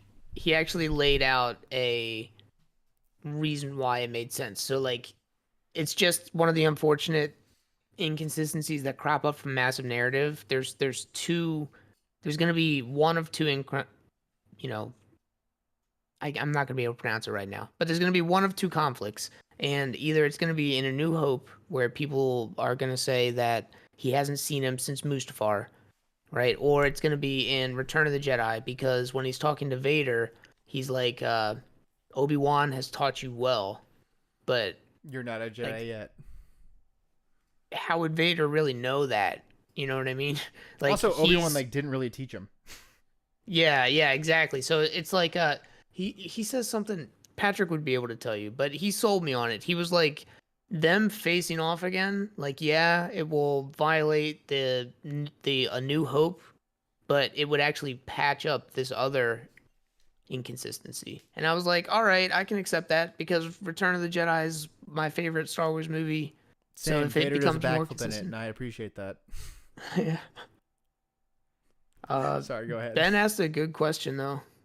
He said, "What do you think about the clone veteran?" I thought that was really cool. And I like that it was Tom Morrison. Yeah. Like it was He's getting actually work him. all over Hollywood right He now. did. I mean, he's an Aquaman. He's playing like 1 million clone troopers. oh yeah. Well, he is the clone. Like, yeah, he's the clone. yeah. He's the guy. Yeah. It's interesting to think too that there are remnants of the Grand Army of the Galactic, or the Grand Army of the Republic, just kind of like floating around the galaxy. Yeah. Like, it kind of makes you wonder what they're up to. Yeah, it's just like, because like that clone's clearly not dead, and he's a part of the 501st too. Yeah. Yeah. So he must have been doing something for the last 10 years. Yeah. That's, You know, and he's probably that's not alone interesting. either. And I know Begging that the there were a streets. I couple guess you stories assume in most of Legends. them just turned into stormtroopers, you know? Because like there's that part in Battlefront 2 where they're like, we got shiny new armor. Yeah. We started being called stormtroopers. Yeah. Yeah. So like, I mean, I find that inclusion really great. Also, I just love Tom Morrison. He's a New Zealand native. He's a Maori. Nice. And you know that I love any native representation or anything. Oh yeah. That's like I love that shit. Yeah. No, he's a great actor. Maori culture is sick as hell. Like if you're not really cool. familiar with Maori stuff, get familiar with it, because I'm Maori not shit as is cool. much. Like they do like the haka. It's like they're like tribal like war dances. Nice. And yeah, Man, we just- got to move this mic. I know. I can like Zachary. Can you see me? We've been looking at each other through a microphone stand this whole time. Yeah. You guys should like raise them up so that they're kind of like above your head, If pointing Jay down. gets here, though, I might have to peace out and go say hey. So Sure, absolutely. Just so Yeah, you that's know. fine. I'm gonna You- try to bring JT into this call really quick. yeah, Because I want to get his opinion. you still down for bonfire? Yeah, 100%. Cool. Let me see if I can It is. add him to It's this super call. nice here. So me and Brian are actually having a bonfire later. Yes, it's gonna be a great time. Barb's letting us out of the basement. Oh yeah. God. No, we're having it here in It's the because basement. Kenobi was actually good, so you get furlough. Yeah, she gives us like exactly. a quick reprieve. When Disney does a good job, then Yeah. we get a break. Barb's like, all I care about is corporate synergy. That's right. I don't know if I can add him to this call. Let me try and like add you guys RNG. both to like our basement dwellers. Can't he like, just chat. join the channel or whatever? Yeah, I'll do that. I'll do that really quick. I'll call you right back. Come Matthew. on, Boomer, get with Yeah, the that's cool. Discording. I can let you guys. I can let you go too if you need me to. No. I want to bring you guys both in. Give me 1 second. Sure thing, man. I'll call you right back. JT, I'm gonna bring you in. We're gonna go to Barb's basement. Where are you at, JT? Is he still on? Let me see if I can't. Here, I'm gonna add him to this really quick. Oh God. Yeah, I'm just gonna call him really quick.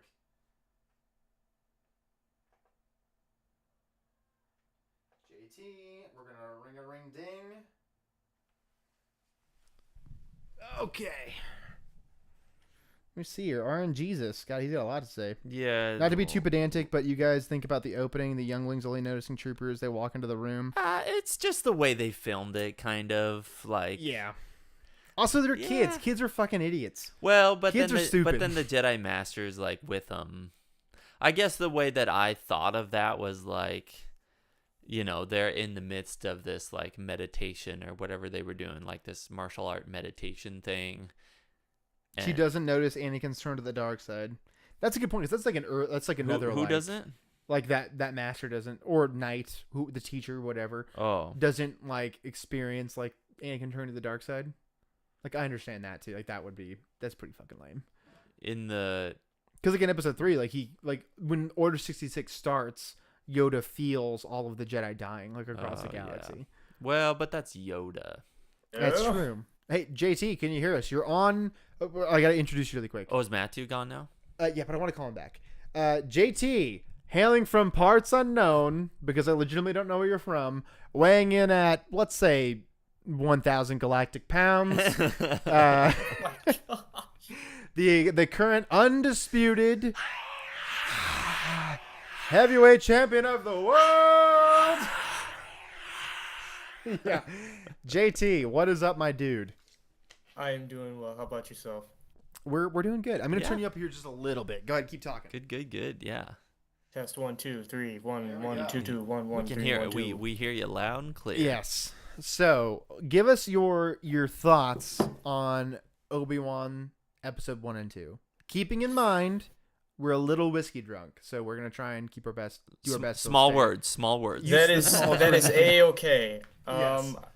I liked it. I didn't like some things, but I liked the majority of it. What did you not like? Hit us with a negative first. Hold on. Are you a So- Legends only stan?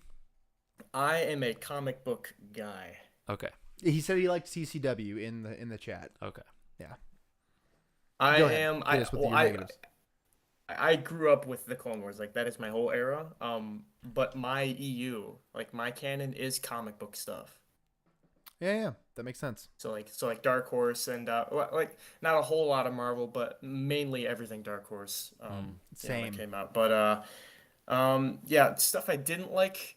I didn't really care for the screen time that Leia had. I know it's important, but I would have rather have seen more of a Kenobi style like stealth kind of thing going on.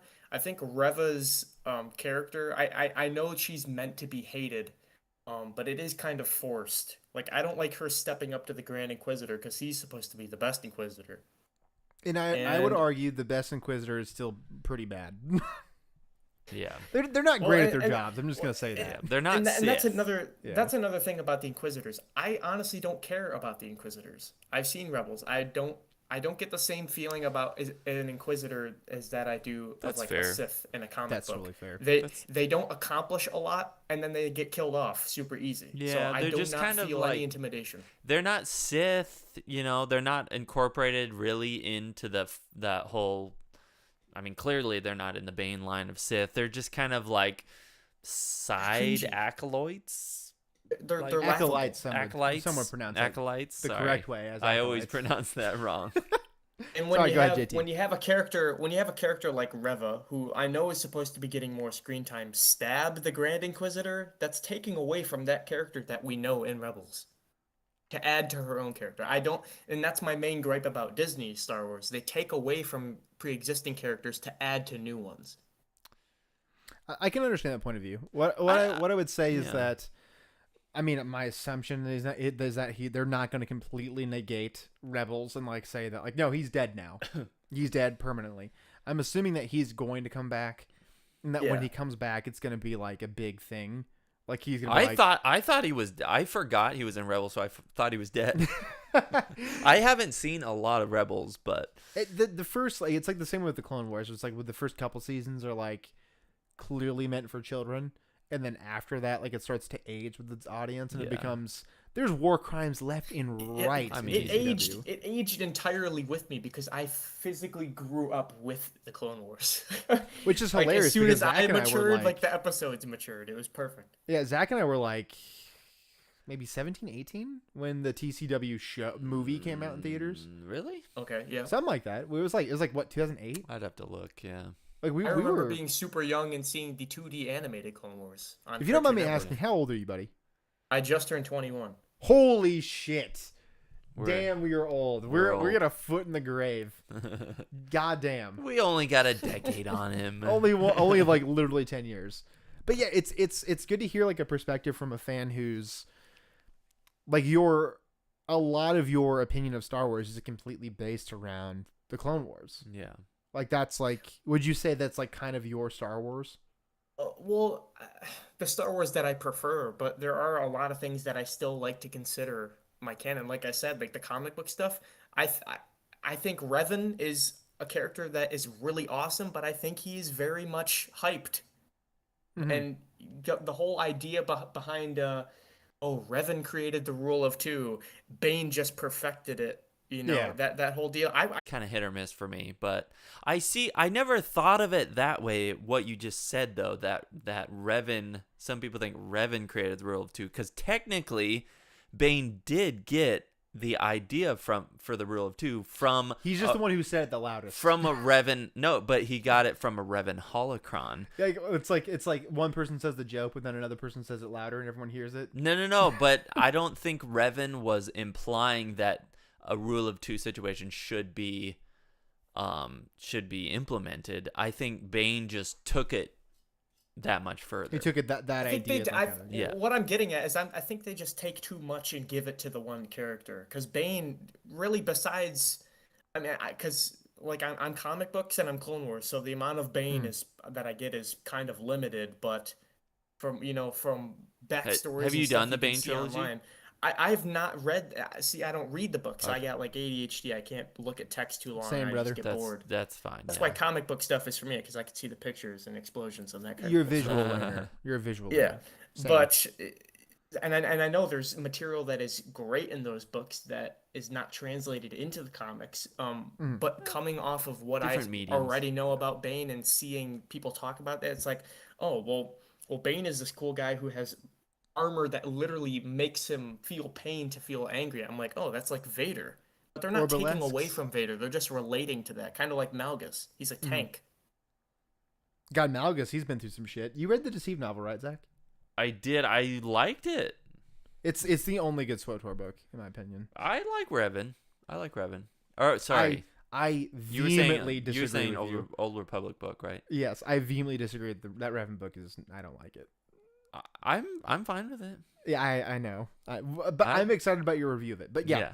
JT, so like it's because like I feel like since you were like a big TCW guy, because I did not watch the Clone Wars show as it was releasing, because I saw the movie and I was like, all right, well, this isn't like made for me. It's not necessarily about me anymore. so like I understand that, and I'll kind of move on from it. And so, as somebody who was like, the key demographic for that, I feel like you maybe have like a different relationship with like Obi-Wan than I, because I only have the relationship with Obi-Wan through the movies. Yeah. Realistically, Yeah. Obi-Wan in the TCW show is completely different. Yeah, I think in the Clone Wars, I think he's a little bit more of a leader. Yeah. Because he's looking over not only Anakin, but there's a lot of coinciding with Ahsoka too. Mm. So, and you know, they do the missions where like there's just the two of them, or there's all three of them, or there's just the one. You know, it develops on each of the singular characters, but like you said, he's a completely different person. And I think I would even argue that he's a completely different person in the 2008 Clone Wars than he is in the 2D animated Clone Wars from 2003. Oh yeah, for sure. Like that 2D Mm-hmm. animated Clone Wars, I don't feel like it's meant to be taken like 100% literally. Like I know that a lot of people like really enjoy that 2D animated Clone Wars, but I mean like I kind of take it for what it is. It's like mostly like a toy advertisement. Yeah. Like I don't view that like Clone Wars like short, like the 2D animated stuff. I don't necessarily view that as like 100% canon. Like it gave us like Dirge, which I appreciate. Dirge as a character. He's my Like favorite bounty hunter, by the way. yeah, like the weird Besides noodle Canon. man trapped inside of like an armor suit. Like he shows up in canon now. Like he's in the Bounty Hunters comic. Mm. But I kind of view that as like almost like a separate canon. Like you'll take some of that canon from that and incorporate it into your own head canon. Like in the way that you would with SWTOR or with like whatever. It gets, I don't know. Like I know that a lot of people hold that TCW 2D stuff like in high regard. Yep. I don't. I just necessarily. see there's some specific things like Anakin going on the planet that? Nelvin and his whole ghost hand arc. Like that's pretty critical I to might have to piece it you know out. show some more Vader. Like him versus Asajj Ventress on Yavin on the temple Oh yeah, in that that slaps. animated show. That is like when he's striking down with anger, you can see like flashes of Yoda, Qui-Gon, Obi-Wan like looking over him, and then it finally lets out you know, a wail that was kind of you know awkward, but it's pivotal Anakin, you know, moments like that, like him Mhm. choking out the Techno Union with his exploded ghost hand. And that whole scene in episode 3 where he shows up and just kills everyone in the Trade Federation, including the Yeah. Techno Union guy. God, that's like so heartbreaking because they're just like manipulated into being involved in like the whole Clone War stuff in general. He's a pawn, yeah. Palpatine. That's just adding to the character Palpatine. You see, It's he's so the upsetting. It's like mastermind. such a bummer to see that stuff happen. I appreciate it's kind of a tangent, but I relatively recently just got through all the Old Republic and then the Bane and then the Palpatine book, and man, Plagueis. yeah, sorry, I think of it as the Palpatine book. It's his origin It's the story, plague. so yeah, it's that the makes Plagueis sense. book. Yeah. But man, I appreciate that whole like Sith arc and ideology so much because it really does start with Bane. It's like political engineering. Yeah, That's like the final like step in that plan. Bane started the ball rolling, which eventually Palpatine had this mountain that he was pushing. Mount Tantus, you would say. Right, Mount Tantus, Yeah. exactly. And yeah, no, I definitely recommend it, but I know that the novels aren't everybody's shtick, but Yeah. I mean, JT and I are both comic guys because, Yeah. again, I also you're have. a novel guy. I mean, It's just- I read a lot of books, but like comic books, it's like really easy for me to digest. Yeah, Like, no, if you give me like an IKEA like instruction manual, it's not happening, bro. Like it's just straight up not happening. Like I am not. I'll read like, the first line of it. I'm like, okay, well, I have no idea what I'm doing from here. yeah, Wife, Kylie, please come help me. I don't know what I'm doing. yeah, But yeah, sorry, JT. Continue with your thoughts. But it's just like the 2D because I didn't get into the comic books when I was young. I was just too young to even comprehend that. I only started collecting them, you know, a good handful of years ago, but it's just something about seeing the Clone Wars like 2D animated come out on TV, Mhm. getting the volume collection, watching all that. But as those episodes are coming out, episodes or comic books of the Republic series were being published. So Yeah, the there's Republic series is a Dark great. Yeah, that Dark Horse series issues 1 through 83. It was just called Star Wars for like the first like 12 issues or something. Kiadi But then they turned Mundi, it into Republic. pipe And layer. I think I forget what issue it is, but it shows Bane's first comic book cover appearance with Asajj Ventress. And she's in her 2003 Clone Wars attire, not her 2008 like purpley robes. It's the OG Ventress. It even has the Clone Wars banner where it's like squished lettering, Yeah. and the letter O is like a target sign, kind of like crosshair, like they do in the font of the title. Yeah. Anyways, seeing like, oh, we gotta know what happens to Dirge. You gotta read the comic books. They create a mini series that you have to read. It's like a 5-issue mini series called Obsession. And spoiler alert, Anakin and Obi-Wan end up fighting Dirge. Obi-Wan gets like knocked down pretty hard, and then Anakin ends up force pushing Dirge into an escape pod and then flying him into the sun, killing him. Because like he's How like else do you- unbeatable. Like he's yeah, like how else do you kill him? It's the perfect character death, you know? I mean, Yeah. it's just like stuff like that. Like you Quaid want to know dies in the how he same way, I'm dies, just read the gonna say. comic books. Into the sun. yeah, they have to throw him into the sun to get rid of him. Yeah, Dirge and Crate both get killed in that same way. Yeah. What's that? Flew too close to the sun. What is that? The Greek myth or something? You know what I'm talking about? Icarus. Something Icarus's flew too flight. close. I don't remember. Something P. Yeah. I almost said Palileo, but I know that's Galileo. But yeah, you know what I'm saying. But Anyway. yeah. Anyways, continue, JT. Sorry. No, but that was just the basic end of my thought here. It was more so just like if you want to see the end of these specific characters, you have to get into the comic books. And I think the Clone Wars, I mean Republic specifically is my favorite. Mhm. Out John of all the Ostrander, Clone he's a Wars legend. stuff. Yeah. Yeah, I mean he did the legacy stuff too. And tying Asherad Het into Darth Krayt is also seamless. It shows you Excellent. more inside of the Jedi Temple of the struggle with the Jedi, like Kiadi Mundi. I'm like, I can't train you. You're too dangerous, kind of deal. Yeah. Kiadi Mundi's a real piece of shit. Like in general, like in Legends, Is he? he's a real bad dude. Yeah. Yeah. I mean, that's kind of like almost the theme of Jedi up until Palpatine comes along, is that the Jedi are just becoming so legalistic and And like they're so involved in the politics of the Republic. yeah, well, with the Rusan Pact, Rusan, The Rusan Reformation. Rusan Reformations. Man, like Making Sith illegal, like making like their ideology. well, illegal. and tying down the Jedi to the political whims of the Senate, which.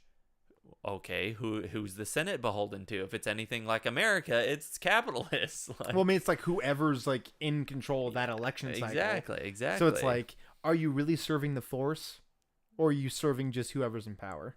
right. That's Yeah. And that's what I'm it- saying. It's making the Jedi beholden to that. It makes you wonder. It makes you wonder, like, what could have happened if one thing were to go wrong in his plan. Like, take for instance on the Invisible Hand when Anakin's just about to behead Dooku. You know, Dooku could have easily said, "Hey, he's the Sith Lord." Oh, I Or, love you know, that just like- line from like the Revenge of the Sith like novel where it's like he's coming to the realization he's like, oh, I'm just like a bit player in this. Yeah. Like I'm not we, like we the don't real. we don't get that in the movie. No, I mean like it's like so quick, but like in the Revenge of the Sith novel, it's Yeah. like he's like I'm nothing. He's like I was just a pawn to get to this point. Like he gets it. for Palpatine to And get not in not control. even not even just talking about the Clone Wars, but Maul was a tool of the dark side even in the comic books. Mhm. Yeah. He was used and constantly cast aside over and over and over again. Palpatine really treated him like shit. Yeah, he did. He really treated him so poorly. Which I mean, it's like the Sith Lords. It's like they're gonna treat him badly, but it's like it feels personal. Like That Plagueis book also features Maul a tiny bit as a that's like a really interesting part about that book. Is well, that like, comic series I covered, Legends Maul the comic, Mhm. where he goes to the Black Sun headquarters. They cover that in the Plagueis novel, which I was like, oh shit, it's all connected. yeah. But yeah, JT, not to wrap you up too soon, but like, what would you say your overall feelings of the Obi-Wan show would be? Just as before. I mean, we were talking about it last night. We did our reactions last night, early morning. We stayed up. And I cried. I cried when they were showing the Order 66 stuff. I'm like, this hits home. I haven't seen this since I was a kid. My mom, she covered my eyes when Grievous's mask was burning and Anakin was burning on Mustafar. She covered my face for the good parts in the theater, so I didn't get to see that stuff. Oh But man. I've always appreciated Star Wars and stuff like that really hits home, especially prequel era stuff. But I am hopeful. I like the show as it is. You know what they're doing with it right now. There are some gripes that I have for Kenobi, but I think with a couple more episodes, they can really flesh some stuff out with Vader and a We lot only of have other 4 episodes important left. OT stuff going on. So 4 episodes total is all we have left after this. Yeah. Hopefully like 45 minutes each. I hope, like, please make it that long. I'm assuming the last one's gonna be like an hour or more, but I mean, like, we thought that same thing about The Mandalorian, though. wasn't it though? It was like multiple episodes were like just 30 minutes long. Oh, okay. But Yeah. the last ones are usually longer. Yeah, and Cara Dune? Oh, Cara Dune? yeah. I think Cara Delevingne, like that, like hot Yeah. actress or whatever. The one who's canceled now. Yeah, God, that's a whole thing. But we won't get into that. But yeah, I'm glad to hear like a Clone Wars fan perspective on Obi-Wan, because it's so different from somebody who would like we grew up during the prequels. Mhm. That was like our Star Wars. Oh yeah. Like episode 1, 2, and 3 all came out when we were like kids. Episode Yeah. 3 came out, like, when did that release? Like 2003, 2004? Saw that with my 5? dad in the Blair 3 theater. Yeah, like that's like it's like that was like our Yeah. original trilogy. So like the Clone Wars like generation is like a totally different like generation of kids. Like Yeah. so I'm glad to hear that like you got what you wanted out of it after watching 7 seasons of the Clone Wars. Yeah. it's not just even 7 seasons, but we even watched Revenge of the Sith right before Kenobi just to get a quick little tie up because Remnants, those guys, my buddies from the Hangar Bay, we all appreciate movies 1 through 6. Like Mhm. it's a perfect it's a perfect melding of Star Wars, and that's considered my canon 1 through 6 plus the comic books and the Clone Wars. Yeah, Zach, they got like really fucked by Disney. Like they were like, oh, we're gonna do like a watch of episode 3 before the first episode of Kenobi comes out, and then at Star Wars Celebration they're like, we're releasing Kenobi early, and then they were like still watching episode 3. We did it anyways. Yeah, they're like, Oh, well, we have to man. finish it now. Like we have to finish Yeah, episode 3 now. I mean, you gotta. And You Yeah. gotta. And you said my perspective on coming from like a Clone Wars perspective, that I agree with. But just to add to that, it's Clone Wars perspective is that's what I prefer. But like I said, the comic books is just something more casual fans need to know about. Like in the Kenobi show, For sure. like you saying, I hope they introduce Asherad Het, that kind of stuff. Casual fans Don't get me need to started. know Don't these even side get me stories. started. Just They give me need Asherad to Het. know these side stories. Just give me Darth Krayt. It can be like future Rey Skywalker. She can face a Darth Krayt. Just give me Darth Krayt. Please, Disney. Please. You want it. You want I it. own like 6 of your stock, and it has not been doing well. So Nope. just like give me, if I should be on the shareholders board with my 6 Disney stock, just give me Asherad Het, please. Yes. But JT, I promise we're not trying to wrap you too early, but like, give us your spiel. What do you got going on? What are you guys creating? What do you got going on YouTube, social media, whatever? Well, this morning actually, I kind of lost my mind because James Arnold Taylor followed me on Instagram. So, That is nuts. and I recently, 2 weeks ago, I went to Nashville ICCC Con to meet up with the Hangar Bay people that I do every Sunday. We do a podcast and just talk about Star Wars news, that kind of stuff. They were going to that thing, and I actually had them sign my arm for my 21st birthday. Hell yeah. Ashley and Anna Graves followed me on Instagram as well. Hell it's like yes, the, dude. the stars are aligning and it's perfect. But just I had a tattoo that they drew in Sharpie that I got tattooed over of the fulcrum symbol. If you can see here, I'm turning on my camera here. Nice. Oh, hell yeah. Yeah. So I don't know if the Um, audience J- can see that. Me, like, trying. I might be like my. Oh There yeah. you go. There we go. James did this one. Matt did the other line, and then Ashley drew the 2 diamonds. That is sick as hell, dude. Awesome. Hell yeah. Yeah, I and love that. it's one of a kind, so it's pretty cool. Nice, But nice. yeah, so I got a lot of cool stuff going on, more remnant stuff I can't really talk about because I didn't want to spoil it for my buddy. I like helping out my other friends with smaller channels, help Star them Wars grow their Remnants with an passions. S at the end. Make sure you guys, when you look it up on YouTube, you look it up with an S at the end. Otherwise, you're gonna get a bunch of random shit. Yes, yes, yes. Yeah. But yeah, Um, dude, it's been like yeah, I'm hyped Like, that we got like such a great like little network going on here. Oh yeah. Yeah. And guys, congrats. I mean, it's at 17.4 now. That means you got another 200 today. Woo! This is nuts. Yeah.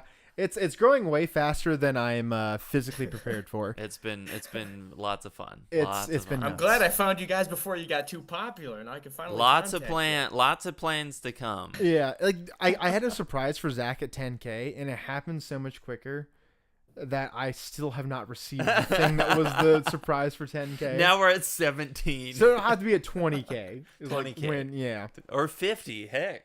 I Who mean, knows? Just move it to Who 50. knows? Yeah, just play it safe. You give yourself some wiggle room to plan something. We're I mean, like we obviously we want to keep growing. We want to keep growing the community. We want to be. Yep. We want to have everybody involved.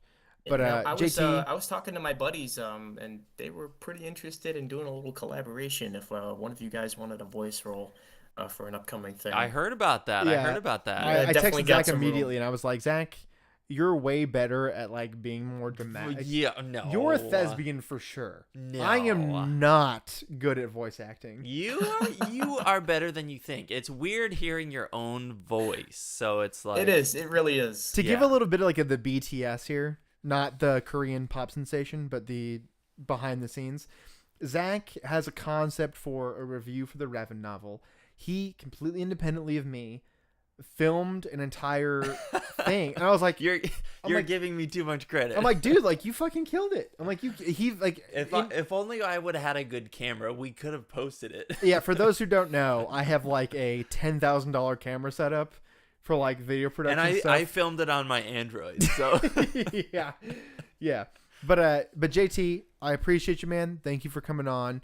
Make sure you go check out Star Wars Remnants. Make sure you go look at apparently your Instagram because all the stars follow you there. hell yeah. And Oh, we I'm cut also off, on go my ahead, Instagram. sorry. I'm also building the world's first 6'4" BX commando droid. Hell yeah. Ooh. Hell yeah. Well, we'll have to add your links to like the post stuff. To like the Don't post worry description. about it, man. For sure, for Keep Yeah. sure. doing what you're doing. I like But being like, a part yeah, of it. we love Star Wars Remnants. Like I personally watch all you guys' shit. But For sure, yeah. yeah, Yeah, you turned me on to them. But really, really quickly before we get away from it, I just also want to shout out my good friend, my ally, my internet love, Darth Matu. Make sure you go check out Darth Matu's Holocron. I didn't give him a chance to like plug his Yep. stuff. But Darth Matu's Holocron, I've been a big fan of his for a very long time. He deserves more subscribers. He has a thick, juicy, moist, wet passion. Oh, I for thought you were Star going to Wars. say something else. That'll wrap He's it up, chafing folks. left and right. Yeah, but like he's got like a huge passion for Star Wars. Make sure you go check out his shit. He's been making shorts lately. He's killing it. But JT, I don't know what kind of computer setup you have, but you need to download SWTOR immediately so we Yes. can Do some streamage. overrun every cantina and City Central in SWTOR. Yes. I got a laptop and I don't even have Steam installed, so Oh, damn. What are you doing, You man? got a ways to go. That's I'm a basic PlayStation shit. guy. I have consoles 1 through 4. I still can't even get my hands on a 5. It sucks. Well, make sure that you I don't know if you're like like if you have a toaster, it can run. So I just mean, I mean, you were playing it on like a Dell from like 1995, so you can not a Dell with the a Dell, with Adele the singer, not Adele the singer. Yes, with the You graphics can- dumbed hold on, down to like Oh, dude, I had something good. It was 2000 if you era could run- graphics. sorry, If JT. you What could was run that? SWTOR on a toaster. If you SWTOR, could run toaster. SWTOR on a toaster. Yeah. it would Toaster, be a SWTOR. toaster. Yeah, Yeah. but yeah, Yeah, man, I appreciate you coming on. I've been a big fan of the stuff that you guys are doing. I enjoy because like I'm like my background is video production, so I'm a big fan of. That's why our shit looks great. Zach, dude, you picked it up so quick. You're the fastest student I've ever taught. Because of this guy. Yeah. So I appreciate anyone who's pushing their boundaries. Somebody who's like really, really trying their best to make like motion graphics. They're doing like audio, visual design, stuff like that. So like I really, really love what you guys are doing over there at Star Wars Remnants. And I appreciate you guys being on our Discord. I appreciate you guys being part of the community. We want to push you guys. We want you guys to grow. We're not a huge YouTube channel, so we want to make sure that everybody else gets risen up with us. Yeah. We're medium-ish small to we want to Relatively bring up, speaking, yeah. Yeah, we want to bring up everybody else with us. So we appreciate you being on the show.